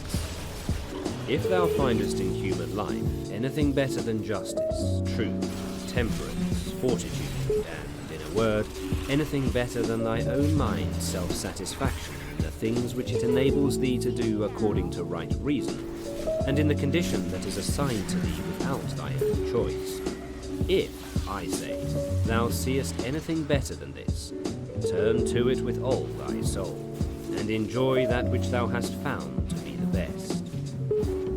But if nothing appears to be better than the deity which is planted in thee, which has subjected to itself all thy appetites, and carefully examines all the impressions, and, as Socrates said, has detached itself from the persuasions of sense, and has submitted itself to the gods, and cares for mankind. If thou findest everything else smaller and of less value than this, give place to nothing else. For if thou dost once diverge and incline to it, thou wilt no longer without distraction be able to give the preference to that good thing which is thy proper possession and thy own. For it is not right that anything of any other kind, such as praise from the many, or power, or enjoyment of pleasure, should come into competition with that which is rationally and politically, or practically, good. All these things, even though they may seem to adapt themselves to the better things in a small degree, obtain the superiority all at once, and carry us away. But do thou, I say, simply and freely choose the better, and hold to it. But that which is useful is the better. Well then, if it is useful to thee as a rational being, keep to it. But if it is only useful to thee as an animal, say so, and maintain thy judgment without arrogance. Only take care that thou makest the inquiry by a sure method. 7. Never value anything as profitable to thyself, which shall compel thee to break thy promise, to lose thy self-respect, to hate any man, to suspect, to curse, to act the hypocrite, to desire anything which needs walls and curtains. For he who has preferred to everything else his own intelligence and daemon, and the worship of its excellence, acts no tragic part, does not groan, will not need either solitude or much company, and, what is chief of all, he will live without either pursuing or flying from death. But whether for a longer or a shorter time he shall have the soul enclosed in the body, he cares not at all, for even if he must depart immediately, he will go as readily as if he were going to do anything else which can be done with decency and order. Taking care of this only all through life, that his thoughts turn not away from anything which belongs to an intelligent animal and a member of a civil community. 8. In the mind of one who is chastened and purified, thou wilt find no corrupt matter, nor impurity, nor any sore skinned over. Nor is his life incomplete when fate overtakes him, as one may say of an actor who leaves the stage before ending and finishing the play. Besides, there is in him nothing servile, nor affected, nor too closely bound to other things, nor yet detached from other things, nothing worthy of blame, nothing which seeks a hiding place. 9. Reverence the faculty which produces opinion. On this faculty it entirely depends whether there shall exist in thy ruling part any opinion inconsistent with nature and the constitution of the rational animal. And this faculty promises freedom from hasty judgment and friendship towards men, and obedience to the gods. 10.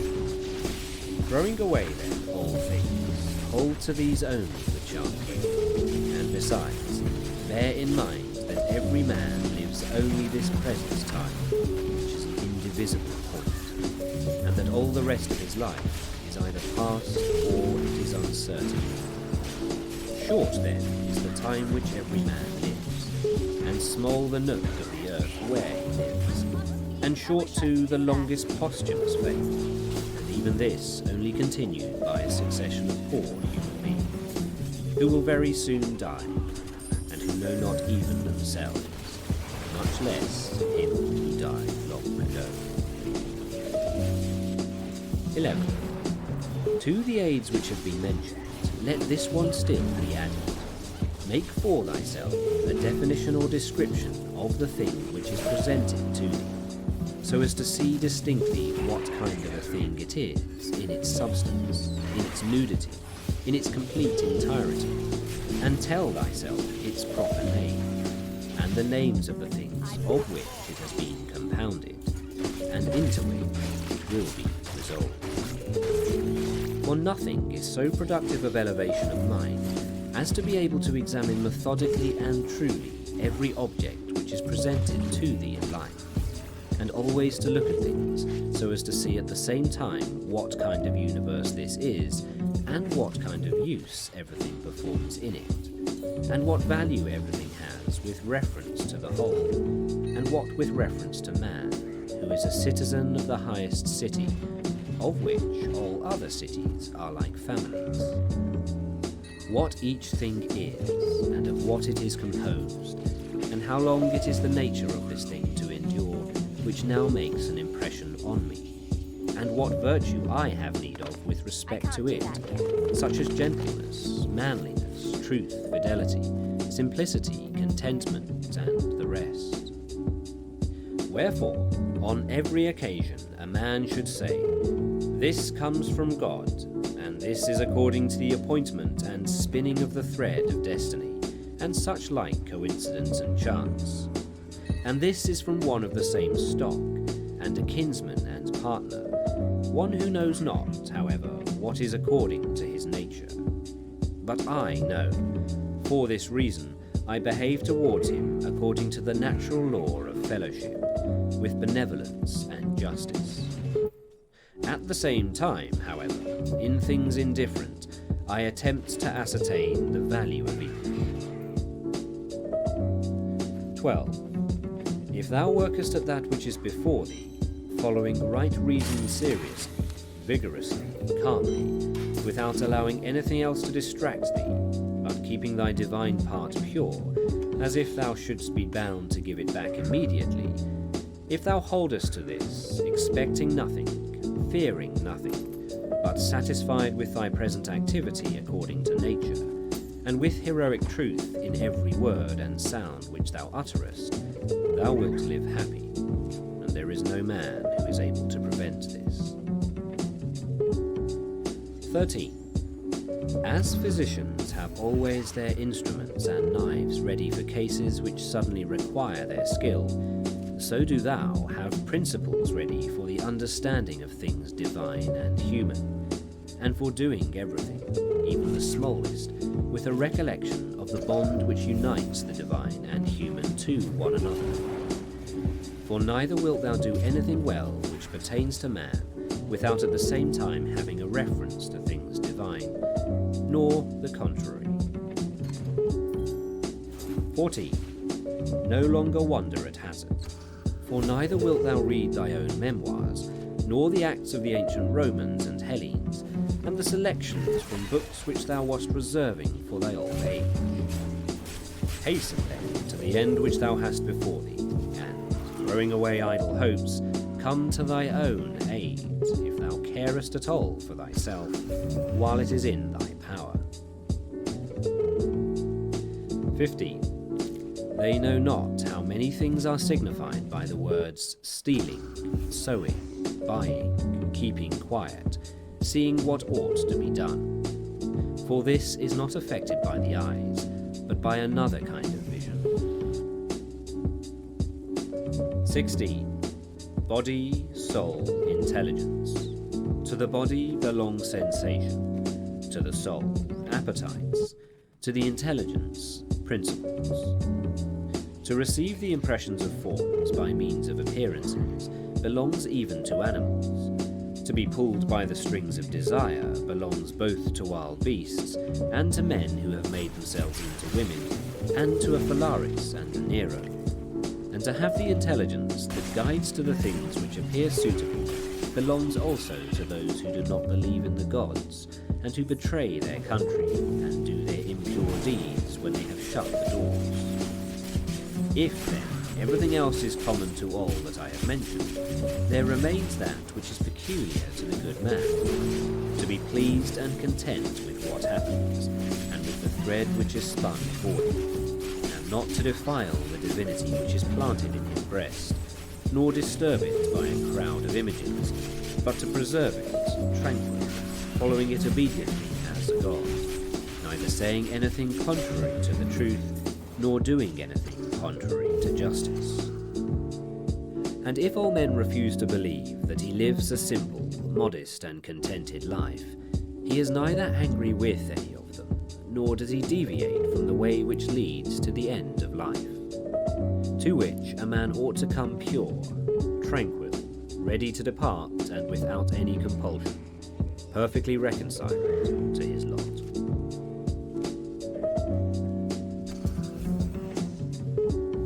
Book 4. 1. That which rules within, when it is according to nature, is so effective with respect to the events which happen, that it always easily adapts itself to that which is possible and is presented to it.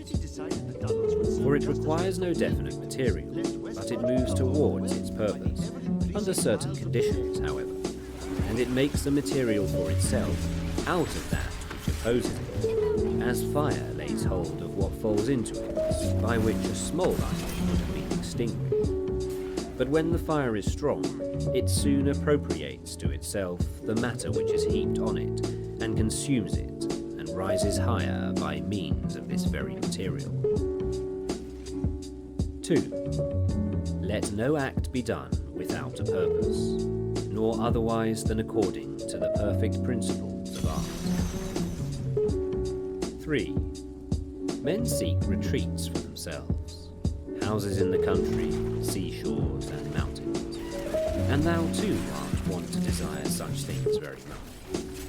But this is altogether a mark of the most common sort of men, for it is in thy power, whenever thou shalt choose, to retire into thyself.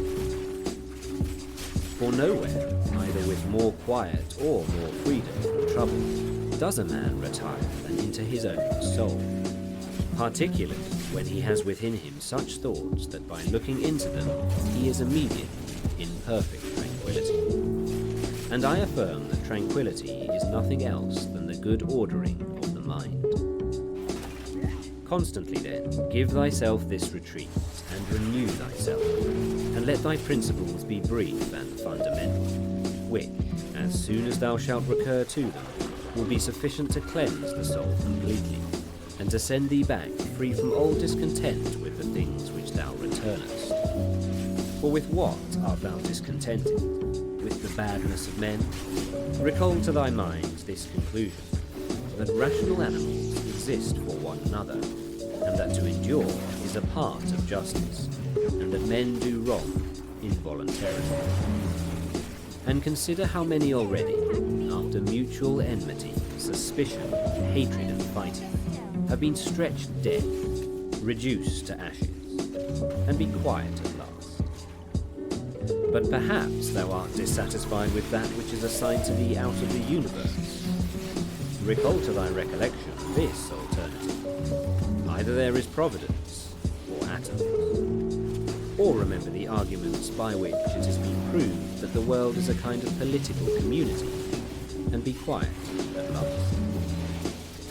But perhaps corporeal things will still fasten upon thee. Consider then further that the mind mingles not with the breath, whether moving gently or violently, when it has once drawn itself apart and discovered its own power. And think also of all that thou hast heard and assented to about pain and pleasure, and be quiet at last. But perhaps the desire of the thing called fame will torment thee. See how soon everything is forgotten, and look at the chaos of infinite time on each side of the present, and the emptiness of applause, and the changeableness and the want of judgment in those who pretend to give praise, and the narrowness of the space within which it is circumscribed, and be quiet at last. For the whole earth is a point, and how small a nook in it is thy dwelling, and how few are there in it, and what kind of people are they who will praise thee. This then remains. Remember to retire into this little territory of thy own, and above all do not distract or strain thyself, but be free, and look at things as a man, and as a human being, as a citizen, as a mortal. But among the things readiest to thy hand, to which thou shalt turn, let there be these, which are two. One is that things do not touch the soul, for they are external and remain immovable, but our perturbations come only from the opinion which is within. The other is that all these things which thou seest change immediately, no longer be, and constantly bear in mind how many of these changes thou hast already witnessed. The universe is transformation. Life is opinion. 4. If our intellectual part is common, the reason also, in respect of which we are rational beings, is common. If this is so, common also is the reason which commands us what to do and what not to do. If this is so, there is a common law also. If this is so, we are fellow citizens. If this is so, we are members of some political community. If this is so, the world is, in a manner, a state. For of what other common political community will anyone say that the whole human race are members? From thence, from this common political community, comes our very intellectual faculty and reasoning faculty, and our capacity for law. Or whence do they come? For as my earthly part is a portion given to me from certain earth, and that which is watery from another element, and that which is hot and fiery from some peculiar source, for nothing comes out of that which is nothing, as nothing also returns to non-existence. So also the intellectual part comes from some source. 5. Death is such as generation, a mystery of nature, composition out of the same elements, and a decomposition into the same, and altogether not a thing of which any man should be ashamed, for it is not contrary to the nature of a reasonable animal, and not contrary to the reason of our constitution. 6. It is natural that these things should be done by such persons. It is a matter of necessity, and if a man will not have it so, he will not allow the fig tree to have juice. But by all means bear this in mind, that within a very short time both thou and he will be dead, and soon not even your names will be left behind. 7. Take away thy opinion, and then there is taken away the complaint. I have been harmed. Take away the complaint, I have been harmed, and the harm is taken away. 8. That which does not make a man worse than he was, also does not make his life worse, nor does it harm him either from without or from within. 9. The nature of that which is universally useful has been compelled to do this. 10. Consider that everything which happens, happens justly. If thou observest carefully, thou wilt find it to be so. I do not say only with respect to the continuity of the series of things, but with respect to what is just, and as if it were done by one who assigns to each thing its value. Observe then, as thou hast begun, and whatever thou dost, do it in conjunction with this, the being good, and in the sense in which a man is properly understood to be good. Keep to this in every action. 11. Do not have such an opinion of things as he who does thee wrong, or such as he wishes thee to have, but look at them as they are in truth. 12. A man should always have these two rules in readiness. The one to do only whatever the reason of the ruling and legislating faculty may suggest in the use of men.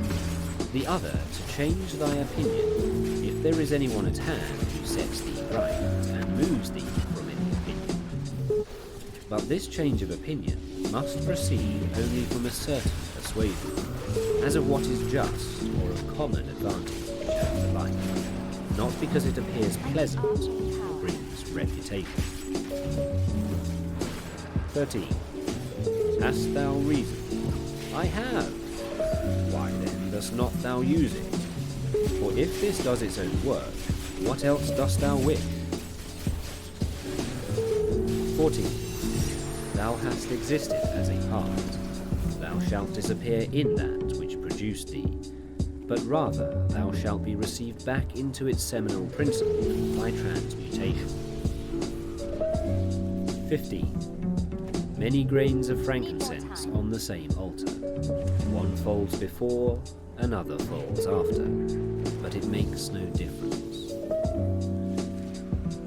16. Within 10 days thou wilt seem a god to those to whom thou art now a beast and an ape, if thou wilt return to thy principles and the worship of reason. 17. Do not act as if thou wert going to live 10,000 years. Death hangs over thee. While thou livest, while it is in thy power, be good. 18. How much trouble he avoids, who does not look to see what his neighbour says or does or thinks, but only what he does himself, that it may be just and pure. Or, as Agathon says, look not round at the depraved morals of others, but run straight along the line without deviating from it. 19. He who has a vehement desire for posthumous fame does not consider that every one of those who will remember him will themselves die very soon. Then again also they who have succeeded them, until the whole remembrance shall have been extinguished, as it is transmitted through men who foolishly admire and perish. But suppose that those who will remember are even immortal, and that the remembrance will be immortal. What then is it to thee? And I say not what is it to the dead, but what is it to the living? What is praise, except indeed so far as it has a certain utility? For thou now rejectest unseasonably the gift of nature, clinging to something else. 20. Everything which is in any way beautiful is beautiful in itself, and terminates in itself, not having praise as part of itself. Neither worse then, nor better is a thing made by being praised. Not ready yet. I affirm this also of the things which are called beautiful by the vulgar, for example, material things and works of art. That which is really beautiful has no need of anything, not more than law, not more than truth, not more than benevolence or modesty. Which of these things is beautiful because it is praised, or spoiled by being blamed? Is such a thing as an emerald made worse than it was if it is not praised? Or gold, ivory, purple, a lyre, a little knife, a flower, a shrub? 21. If souls continue to exist, how does the air contain them from eternity? But how does the earth contain the bodies of those who have been buried from time so remote? For as here, the mutation of these bodies after a certain continuance, whatever it may be, and their dissolution, make room for other dead bodies, so the souls, which are removed into the air after subsisting for some time, are transmuted and diffused, and assume a fiery nature by being received into the seminal intelligence of the universe, and in this way make room for the fresh souls which might come to dwell there. And this is the answer which a man might give on the hypothesis of souls continuing to exist. But we must not only think of the number of bodies which are thus buried, but also of the number of animals which are eaten daily by us and the other animals. For what a number is consumed, and thus, in a manner, buried in the bodies of those who feed on them. And nevertheless, this earth receives them by reason of the changes of these bodies into blood, and the transformations into the aerial or the fiery element. What is the investigation into the truth in this matter? The division into that which is material and that which is the cause of form, the formal. 22. Do not be whirled about, but in every movement have respect to justice, and on the occasion of every impression maintain the faculty of comprehension. 23. Everything harmonizes with me, which is harmonious to thee, O universe. Nothing for me is too early nor too late, which is in due time for thee. Everything is fruit to me, which thy seasons bring, O nature. From thee are all things, in thee are all things, to thee all things return. The poet says, dear city of Cecrops, and wilt not thou say, dear city of Zeus? 24. Occupy thyself with few things, says the philosopher, if thou wouldst be tranquil. But consider if it would not be better to say, do what is necessary, and whatever the reason of the animal which is naturally social requires, and as it requires. For this brings not only the tranquillity which comes from doing well, but also that which comes from doing few things. For the greatest part of what we say and do being unnecessary, if a man takes this away, he will have more leisure and less uneasiness. Accordingly, on every occasion a man should ask himself, is this one of the unnecessary things? Now a man should take away not only unnecessary acts, but also unnecessary thoughts, for thus superfluous acts will not follow after. 25. Try how the life of the good man suits thee, the life of him who is satisfied with his portion out of the whole, and satisfied with his own just acts and benevolent disposition. 26. Hast thou seen those things? Look also at these. Do not disturb thyself, make thyself all simplicity. Does anyone do wrong? It is to himself that he does the wrong. Has anything happened to thee? Well, out of the universe, from the beginning, everything which happens has been apportioned and spun out to thee. In a word, thy life is short. Thou must turn to profit the present by the aid of reason and justice. Be sober in thy relaxation. 27. Either it is a well-arranged universe, or a chaos huddled together, but still a universe. But can a certain order subsist in thee, and disorder in the all? And this too, when all things are so separated and diffused, and sympathetic. 28. A black character, a womanish character, a stubborn character, bestial, childish, animal, stupid, counterfeit, scurrilous, fraudulent, tyrannical. 29. If he is a stranger to the universe who does not know what is in it, no less is he a stranger who does not know what is going on in it. He is a runaway who flies from social reason. He is blind who shuts the eyes of understanding. He is poor who has need of another, and has not from himself all things which are useful for life. He is an abscess on the universe who withdraws and separates himself from the reason of our common nature through being displeased with the things which happen. For the same nature produces this, and has produced thee too. He is a piece rent asunder from the state who tears his own soul from that of reasonable animals, which is one. 30. The one is a philosopher without a tunic, and the other without a book. Here is another half naked. Bread I have not, he says, and I abide by reason, and I do not get the means of living out of my learning, and I abide by my reason. 31. Love the arts, poor as it may be, which thou hast learned, and be content with it, and pass through the rest of life like one who has entrusted to the gods with his whole soul all that he has, making thyself neither the tyrant nor the slave of any man. 32.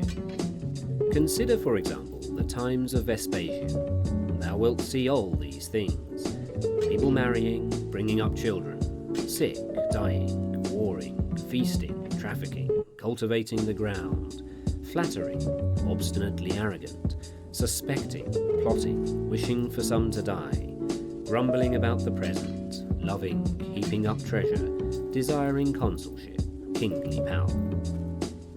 Well then, that life of these people no longer exists at all. Again, remove to the times of Trajan. Again, all is the same. Their life too is gone. In like manner, view also the other epochs of time and of whole nations, and see how many, after great efforts soon fell and were resolved into the elements. But chiefly thou shouldst think of those whom thou hast thyself known distracting themselves about idle things, neglecting to do what was in accordance with their proper constitution, and to hold firmly to this, and to be content with it. And herein it is necessary to remember that the attention given to everything has its proper value and proportion, for thus thou wilt not be dissatisfied if thou hast applied thyself to smaller matters no further than is fit. 33. The words which were formerly familiar are now antiquated. So also the names of those who were famed of old are now in a manner antiquated. Camillus, Caeso, Valessus, Leonatus, and a little after also Scipio and Cato, then Augustus, then also Hadrianus and Antoninus. For all things soon pass away and become a mere tale, and complete oblivion soon buries them. And I say this of those who have shone in a wondrous way. For the rest, as soon as they have breathed out their last breath, they are gone, and no man speaks of them. And, to conclude the matter, what is even an eternal remembrance? A mere nothing. What, then, is that about which we ought to employ our serious pains? This one thing, thoughts just and acts social, and words which never lie, and a disposition which gladly accepts all that happens, as necessary, as usual, as flowing from a principle and source of the same kind. 34. Willingly give thyself up to Clotho, allowing her to spin thy thread into whatever thing she pleases. 35. Everything is only for a day, both that which remembers and that which is remembered. 36. Observe constantly that all things take place by change, and accustom thyself to consider that the nature of the universe loves nothing so much as to change the things which are, and to make new things like them. For everything that exists is in a manner the seed of that which will be. But thou art thinking only of seeds which are cast into the earth or into a womb. But this is a very vulgar notion.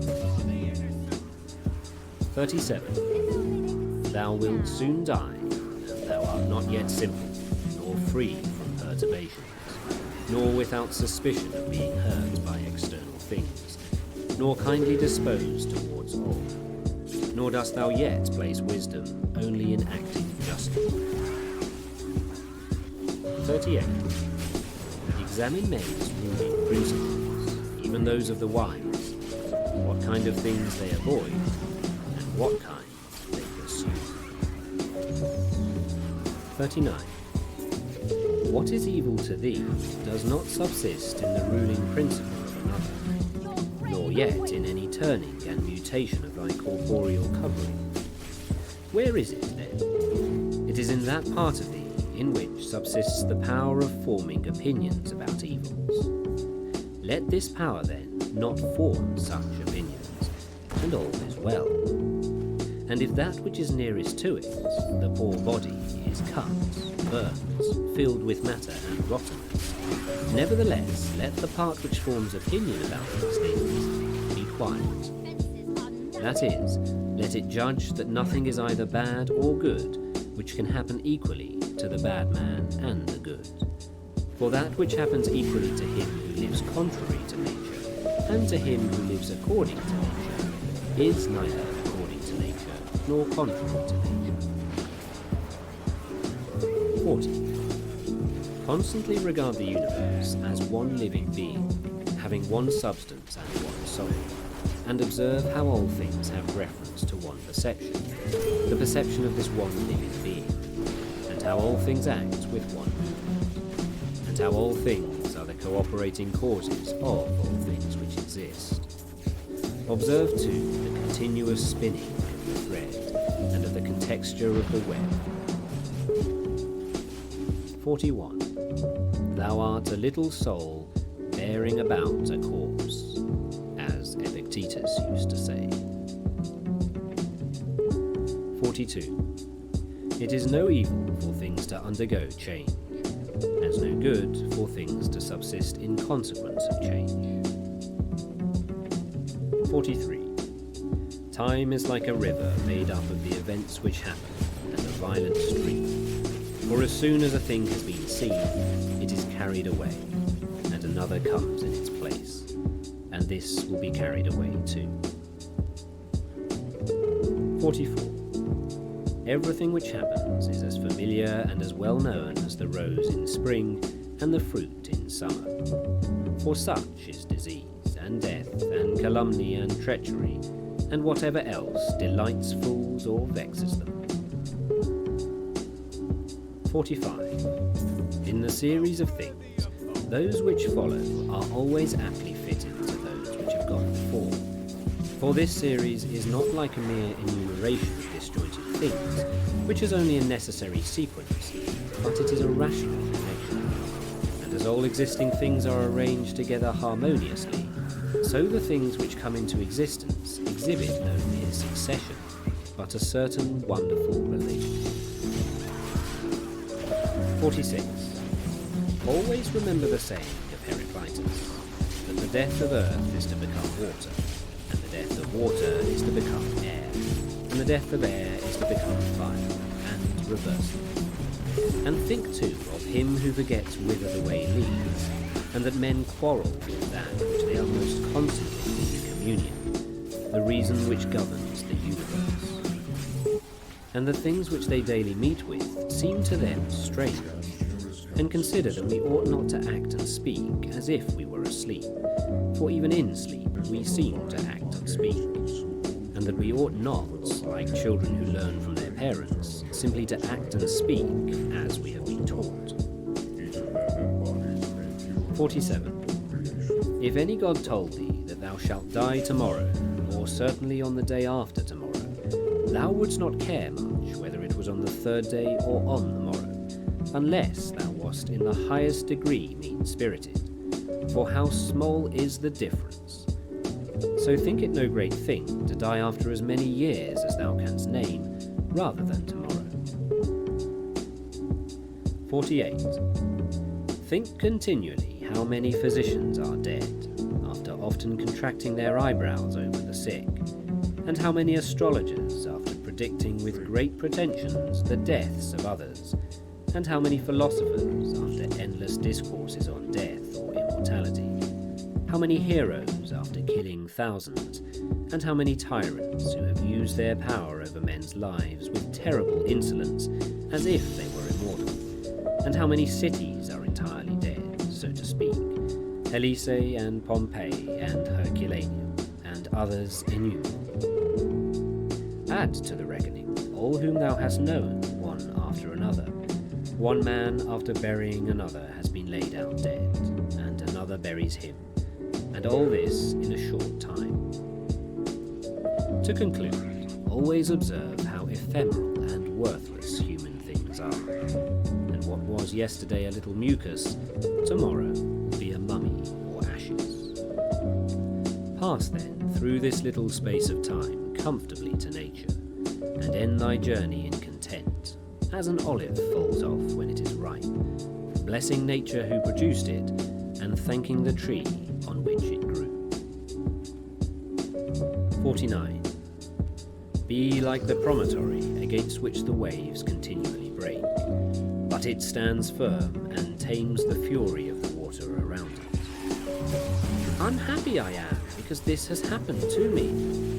Not so, but happy I am, though it has happened to me, because I continue free from pain, neither crushed by the present, nor fearing the future. For such a thing as this might have happened to every man, but every man would not have continued free from pain on such an occasion.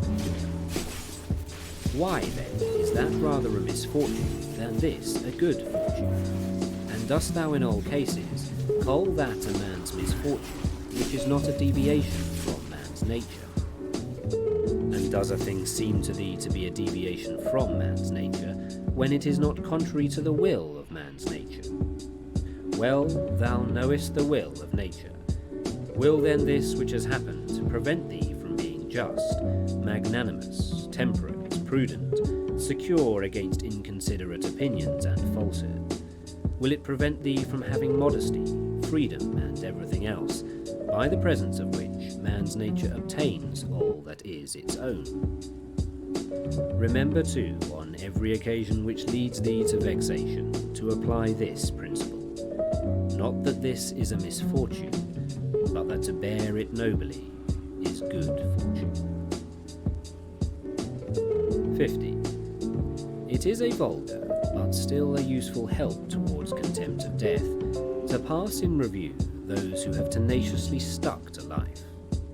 What more have they gained than those who have died early? Certainly they lie in their tombs somewhere at last, Cadicianus, Fabius, Julianus, Lepidus, or anyone else like them, who have carried out many to be buried, and then were carried out themselves.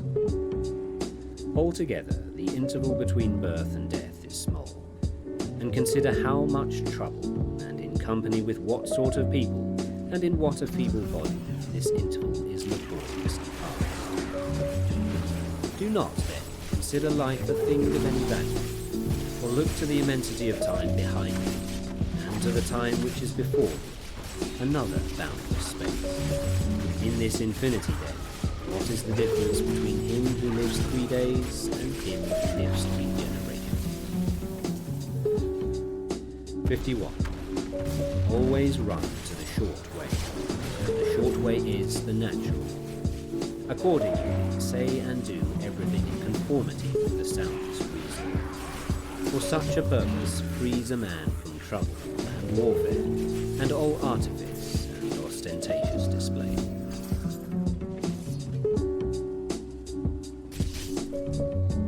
Book 5. 1. In the morning, when thou risest unwillingly, let this thought be present. I am rising to the work of a human being. Why, then, am I dissatisfied, if I am going to do the things for which I exist, and for which I was brought into this world? Or have I been made for this, to lie in the bedclothes and keep myself warm? But this is more pleasant. Dost thou exist, then, to take thy pleasure, and not at all for action or exertion? Dost thou not see the little plants, the little birds, the ants, the spiders, the bees working together to put in order their several parts of the universe? And art thou unwilling to do the work of a human being? And dost thou not make haste to do that which is according to thy nature? But it is necessary to take rest also. It is necessary. However, nature has fixed bounds to this too. She has fixed bounds to eating and drinking. Yet thou goest beyond these bounds, beyond what is sufficient. Yet in thy acts it is not so, but thou stoppest short of what thou canst do.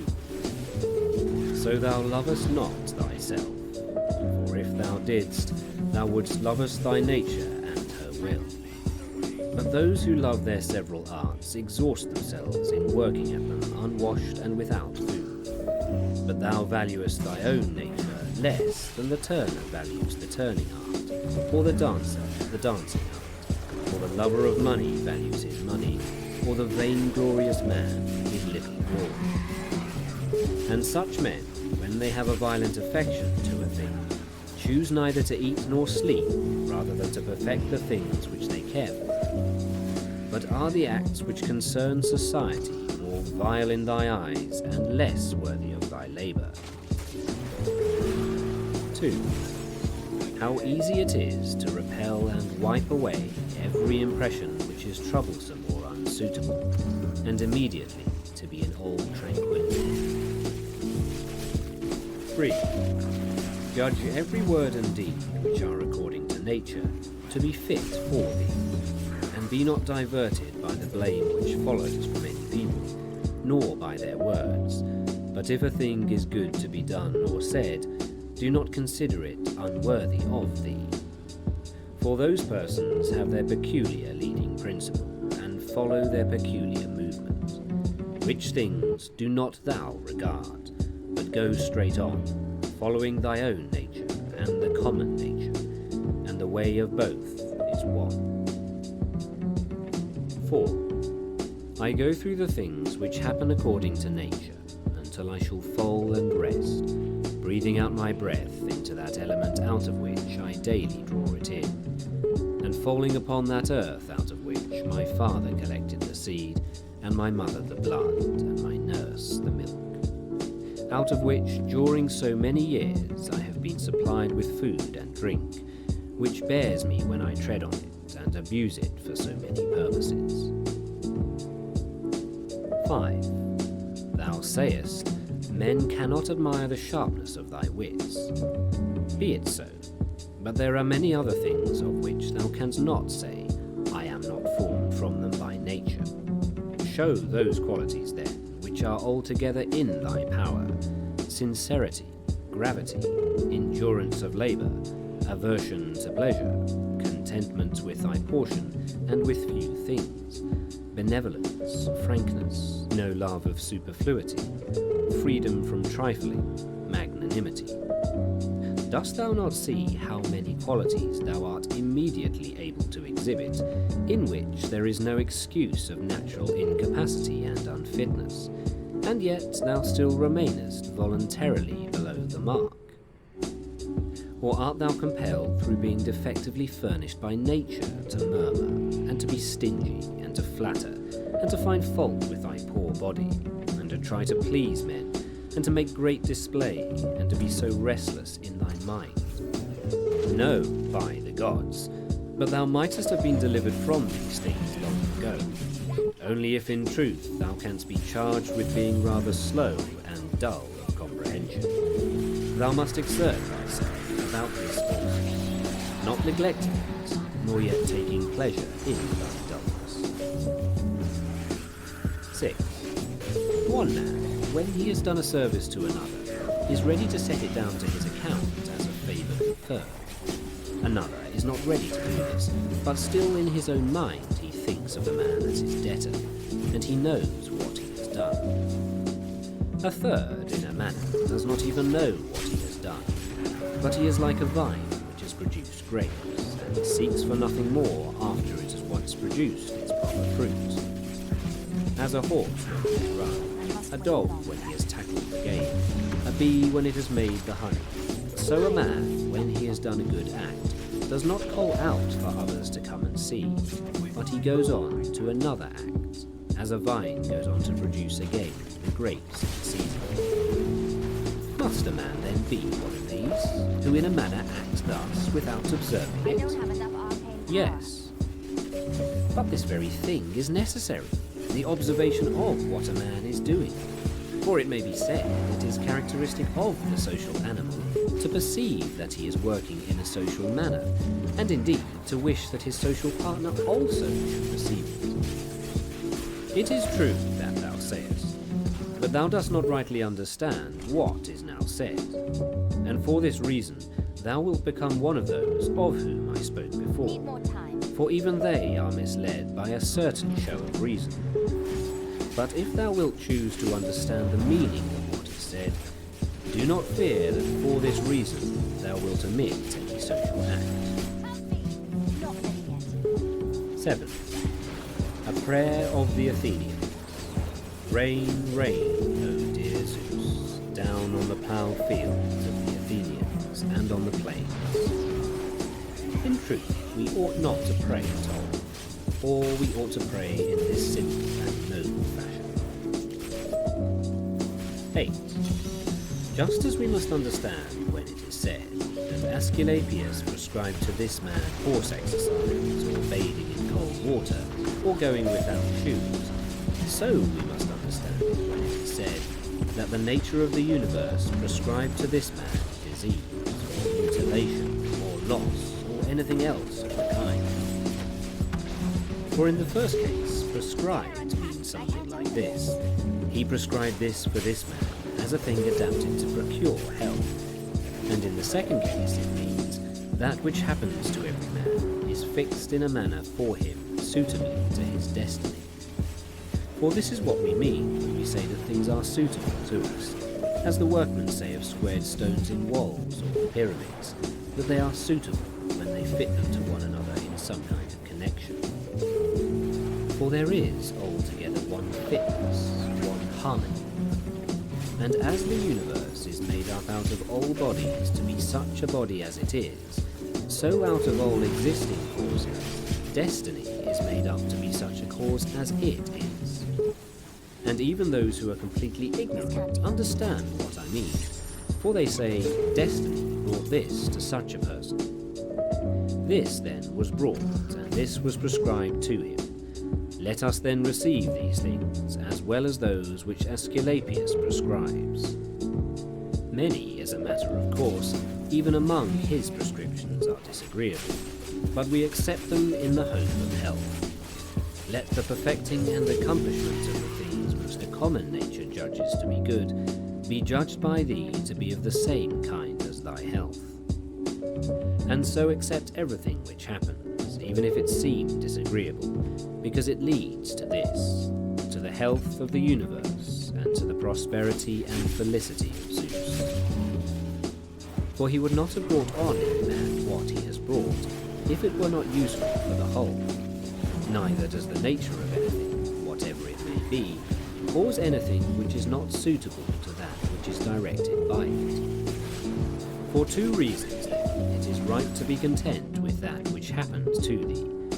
The one, because it was done for thee and prescribed for thee, and in a manner had reference to thee, originally from the most ancient causes spun with thy destiny.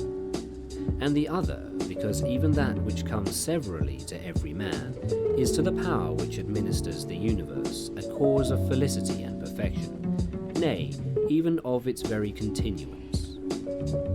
For the integrity of the whole is mutilated, if thou cuttest off anything whatever from the conjunction and the continuity either of the parts or of their causes.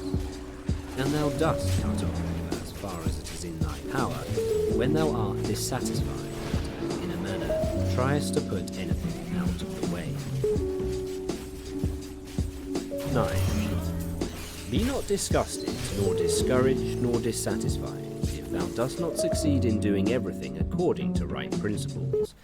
But when thou hast failed, return back again, and be content if the greater part of what thou dost is consistent with man's nature, and love this to which thou returnest.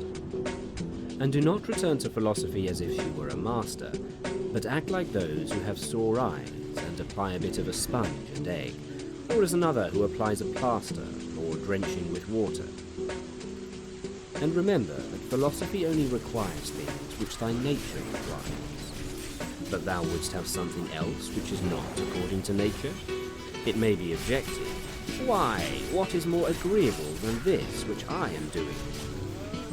But is not this the very reason why pleasure deceives us? And consider if magnanimity, freedom, simplicity, equanimity, piety are not more agreeable. For what is more agreeable than wisdom itself, when thou thinkest of the security and the happy course of all things, which depend on the faculty of understanding and knowledge? 10. Things are in such a kind of envelopment that they have seemed to philosophers, not a few, nor those common philosophers, altogether unintelligible. Nay, even to the Stoics themselves they seem difficult to understand. And all our assent is changeable, for where is the man who never changes? Carry thy thoughts, then, to the objects themselves, and consider how short-lived they are and worthless, and that they may be in the possession of a filthy wretch, or a whore, or a robber. Then turn to the morals of those who live with thee, and it is hardly possible to endure even the most agreeable of them, to say nothing of a man being hardly able to endure himself. In such darkness, then, and dirt, and in so constant a flux, both of substance and of time, and of motion and of things moved, what there is worth being highly prized, or even an object of serious pursuit, I cannot imagine. But on the contrary, it is a man's duty to comfort himself, and to wait for the natural dissolution, and not to be vexed at the delay, but to rest in these principles only. The one, that nothing will happen to me which is not comfortable to the nature of the universe, and the other, that it is in my power never to act contrary to my God and Daemon, for there is no man who will compel me to this. 11. About what am I now employing my own soul? On every occasion I must ask myself this question, and inquire, what have I now in this part of me which they call the ruling principle, and whose soul have I now? That of a child, or of a young man, or of a feeble woman, or of a tyrant, or of a domestic animal, or of a wild beast? 12. What kind of things those are which appear good to the many, we may learn even from this. For if any man should conceive certain things as being really good, such as prudence, temperance, justice, fortitude, he would not, after having first conceived these, endure to listen to anything which should not be in harmony with what is really good. But if a man has first conceived as good the things which appear to the many to be good, he will listen and readily receive as very applicable that which was said by the comic writer. Thus, even the many perceive the difference. For were it not so, this saying would not offend and would not be rejected, while we receive it when it is said of wealth and of the means which further luxury and fame, as said fitly and wittily. Go on then, and ask if we should value and think those things to be good, to which after their first conception in the mind, the words of the comic writer might be aptly applied, that he who has them, through pure abundance, has not a place to ease himself in. 13. I am composed of the formal and the material, and neither of them will perish into non-existence, as neither of them came into existence out of non-existence. Every part of me will be reduced by change into some part of the universe, and that again will change into another part of the universe, and so on forever. And by consequence of such a change, I too exist, and those who begot me, and so on forever in the other direction. For nothing hinders us from saying so, even if the universe is administered according to definite periods. 14. Reason and the reasoning art, philosophy, are powers which are sufficient for themselves and for their own works. They move, then, from a first principle which is their own, and they make their way to the end which is proposed to them.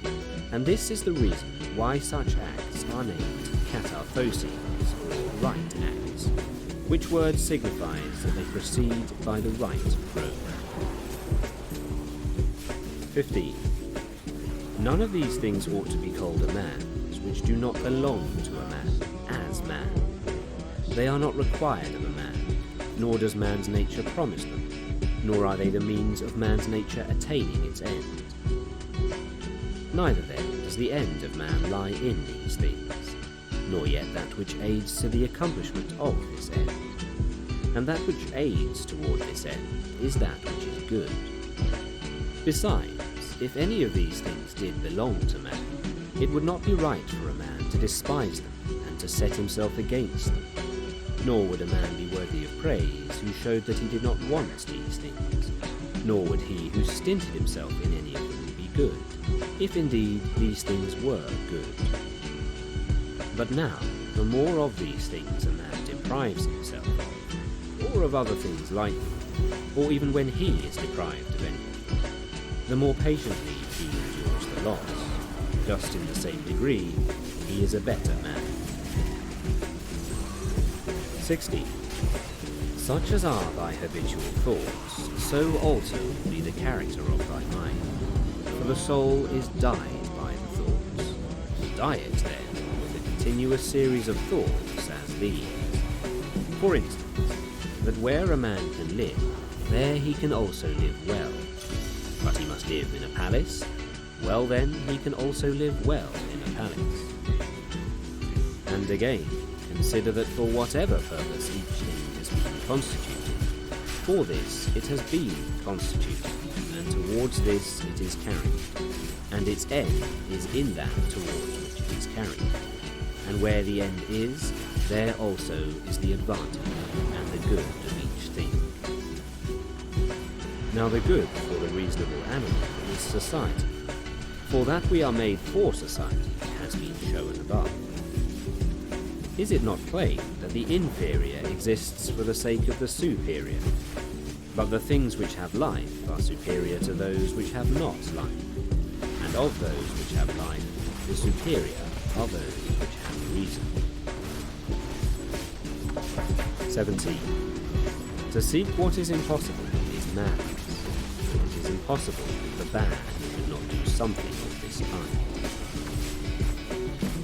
18.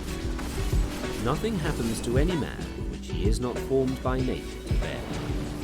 The same things happen to another, and either because he does not see that they have happened, or because he would show a great spirit, he is firm and remains unharmed. It is a shame, then, that ignorance and conceit should be stronger than wisdom. 19.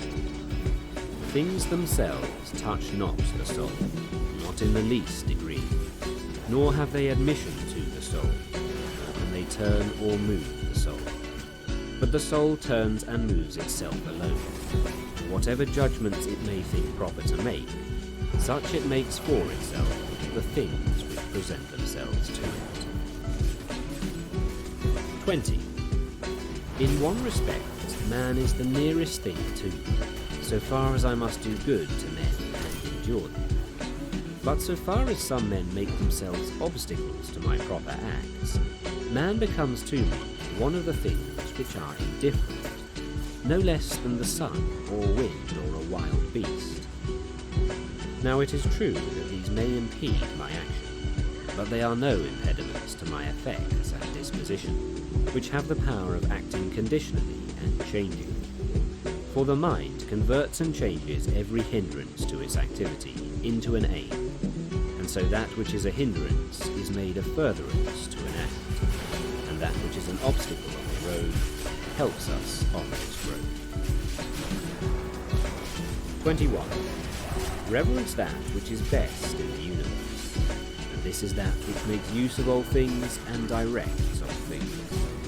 And in like manner also, reverence that which is best in thyself, and this is of the same kind as that. For in thyself also, that which makes use of everything else is this, and thy life is directed by this.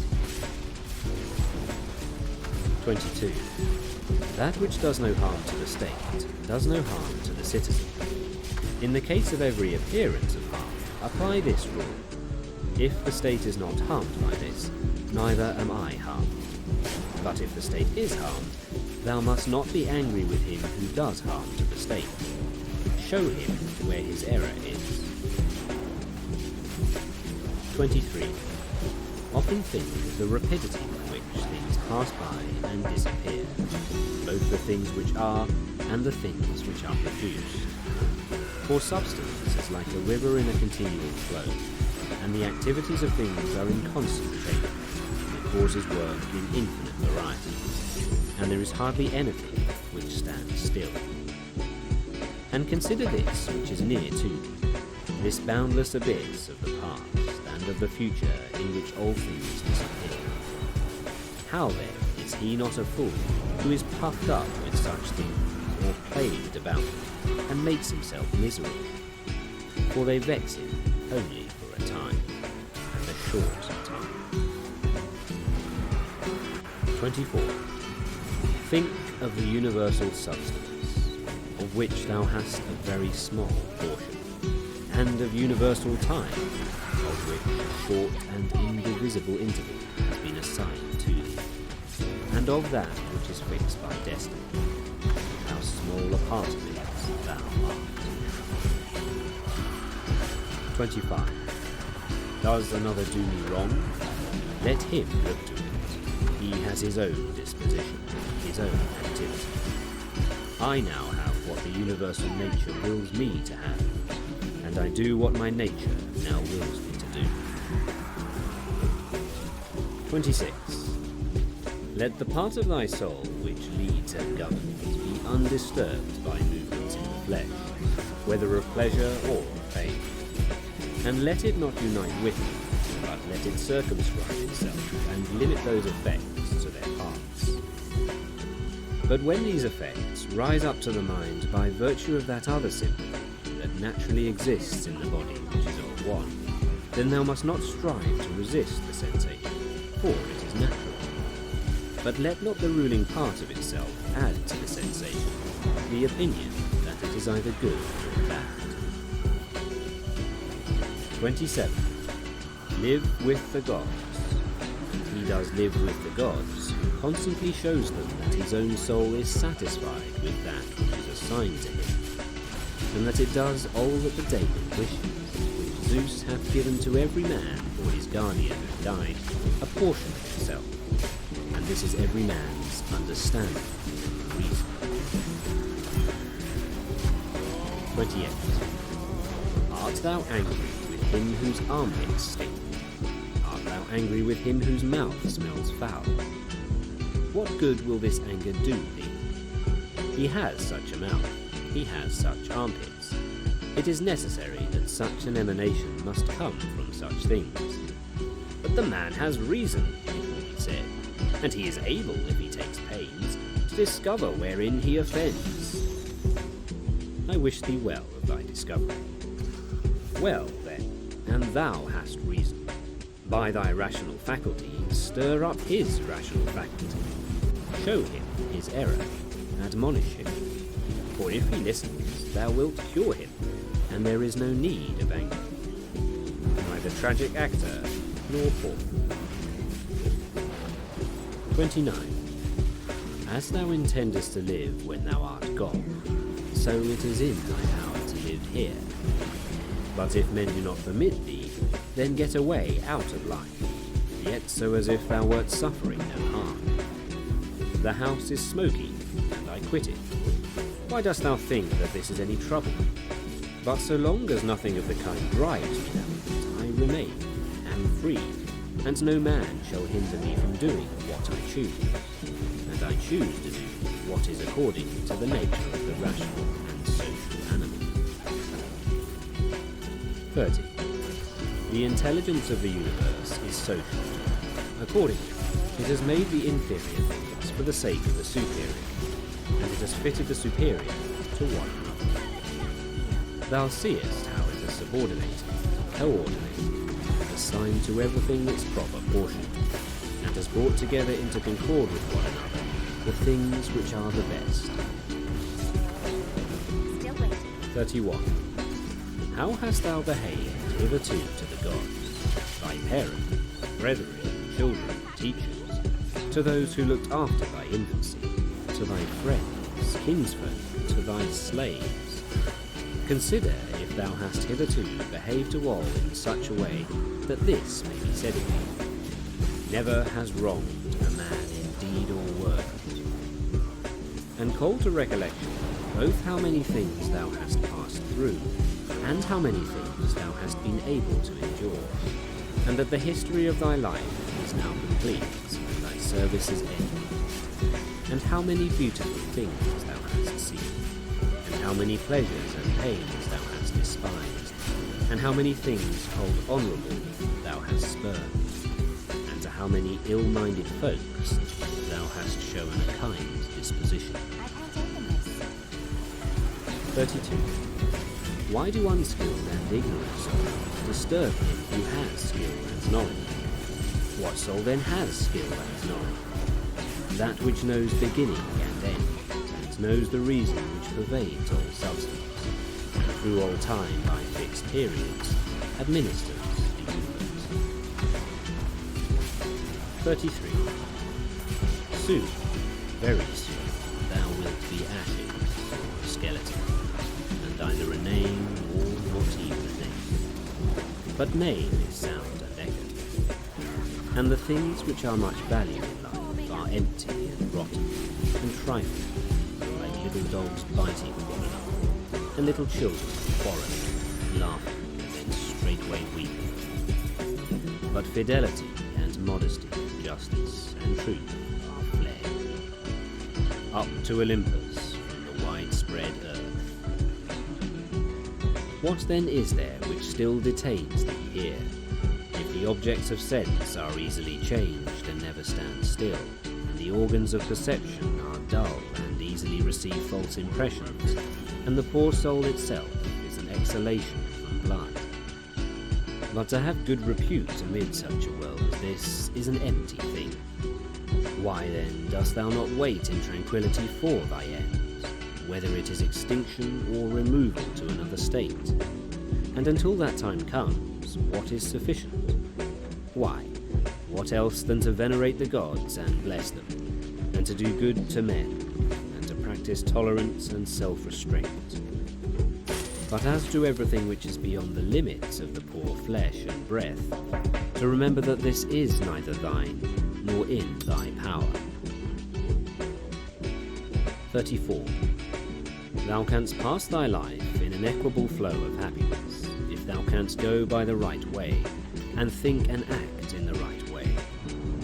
These two things are common both to the soul of God and to the soul of man, and to the soul of every rational being, not to be hindered by another, and to hold good to consist in the disposition of justice and the practice of it, and in this to let thy desire find its termination.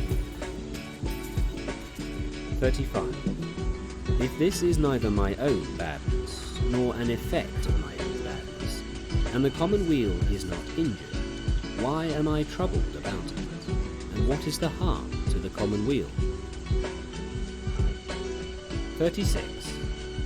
Do not be carried along inconsiderately by the appearance of things, but give help to all according to thy ability and their fitness. And if they should have sustained loss in matters which are indifferent, do not imagine this to be a damage, for it is a bad habit. But as the old man, when he went away, asked back his foster child's top, remembering that it was just a top, so do thou in this case also. When thou art coaling out on the rostrum, hast thou forgotten, man, what these things are? Yes, but they are objects of great concern to these people.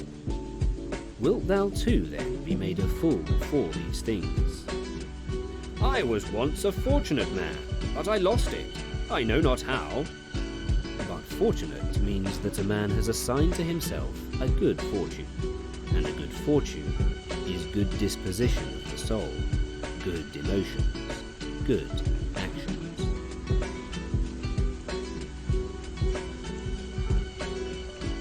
Book 6. 1.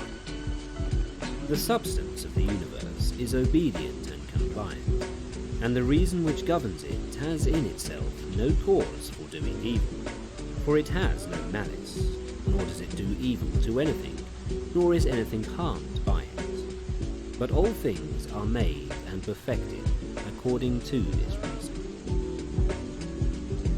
2. Let it make no difference to thee whether thou art cold or warm, if thou art doing thy duty, and whether thou art drowsy or satisfied with sleep, and whether ill spoken of or praised, and whether dying or doing something else.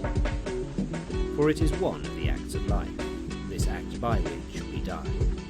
It is sufficient then, in this act also, to do well what we have in hand. 4. All existing things soon change. They will either be reduced to vapour, if all substance is one, or they will be dispersed. 5. The reason which governs knows what its own disposition is, and what it does, and on what material it works. 6. The best way of avenging thyself is not to become like the wrongdoer. 7. Take pleasure in one thing and rest in it, in passing from one social act to another social act, thinking of God. 8. The ruling principle is that which rouses and turns itself, and while it makes itself such as it is, and such as it wills to be, it also makes everything which happens appear to itself to be such as it wills. 9. In conformity to the nature of the universe, every single thing is accomplished. For certainly it is not in conformity to any other nature that each thing is accomplished, either a nature which externally comprehends this, or a nature which is comprehended within this nature, or a nature external and independent of this. 10. The universe is either a confusion and a mutual involution of things and a dispersion, or it is unity and order and providence. If then it is the former, why do I desire to tarry in a fortuitous combination of things and such a disorder? And why do I care about anything else than how I shall at last become earth? And why am I disturbed, for the dispersion of my elements will happen whatever I do? But if the other supposition is true, I venerate, and I am firm, and I trust in him who governs. 11. When thou hast been compelled by circumstances to be disturbed in a manner, quickly return to thyself, and do not continue out of tune longer than the compulsion lasts, for thou wilt have more mastery over the harmony by continually recurring to it. 12. If thou hadst a stepmother and a mother at the same time, thou wouldst be dutiful to thy stepmother, but still thou wouldst constantly return to thy mother. Let the court and philosophy now be to thee stepmother and mother.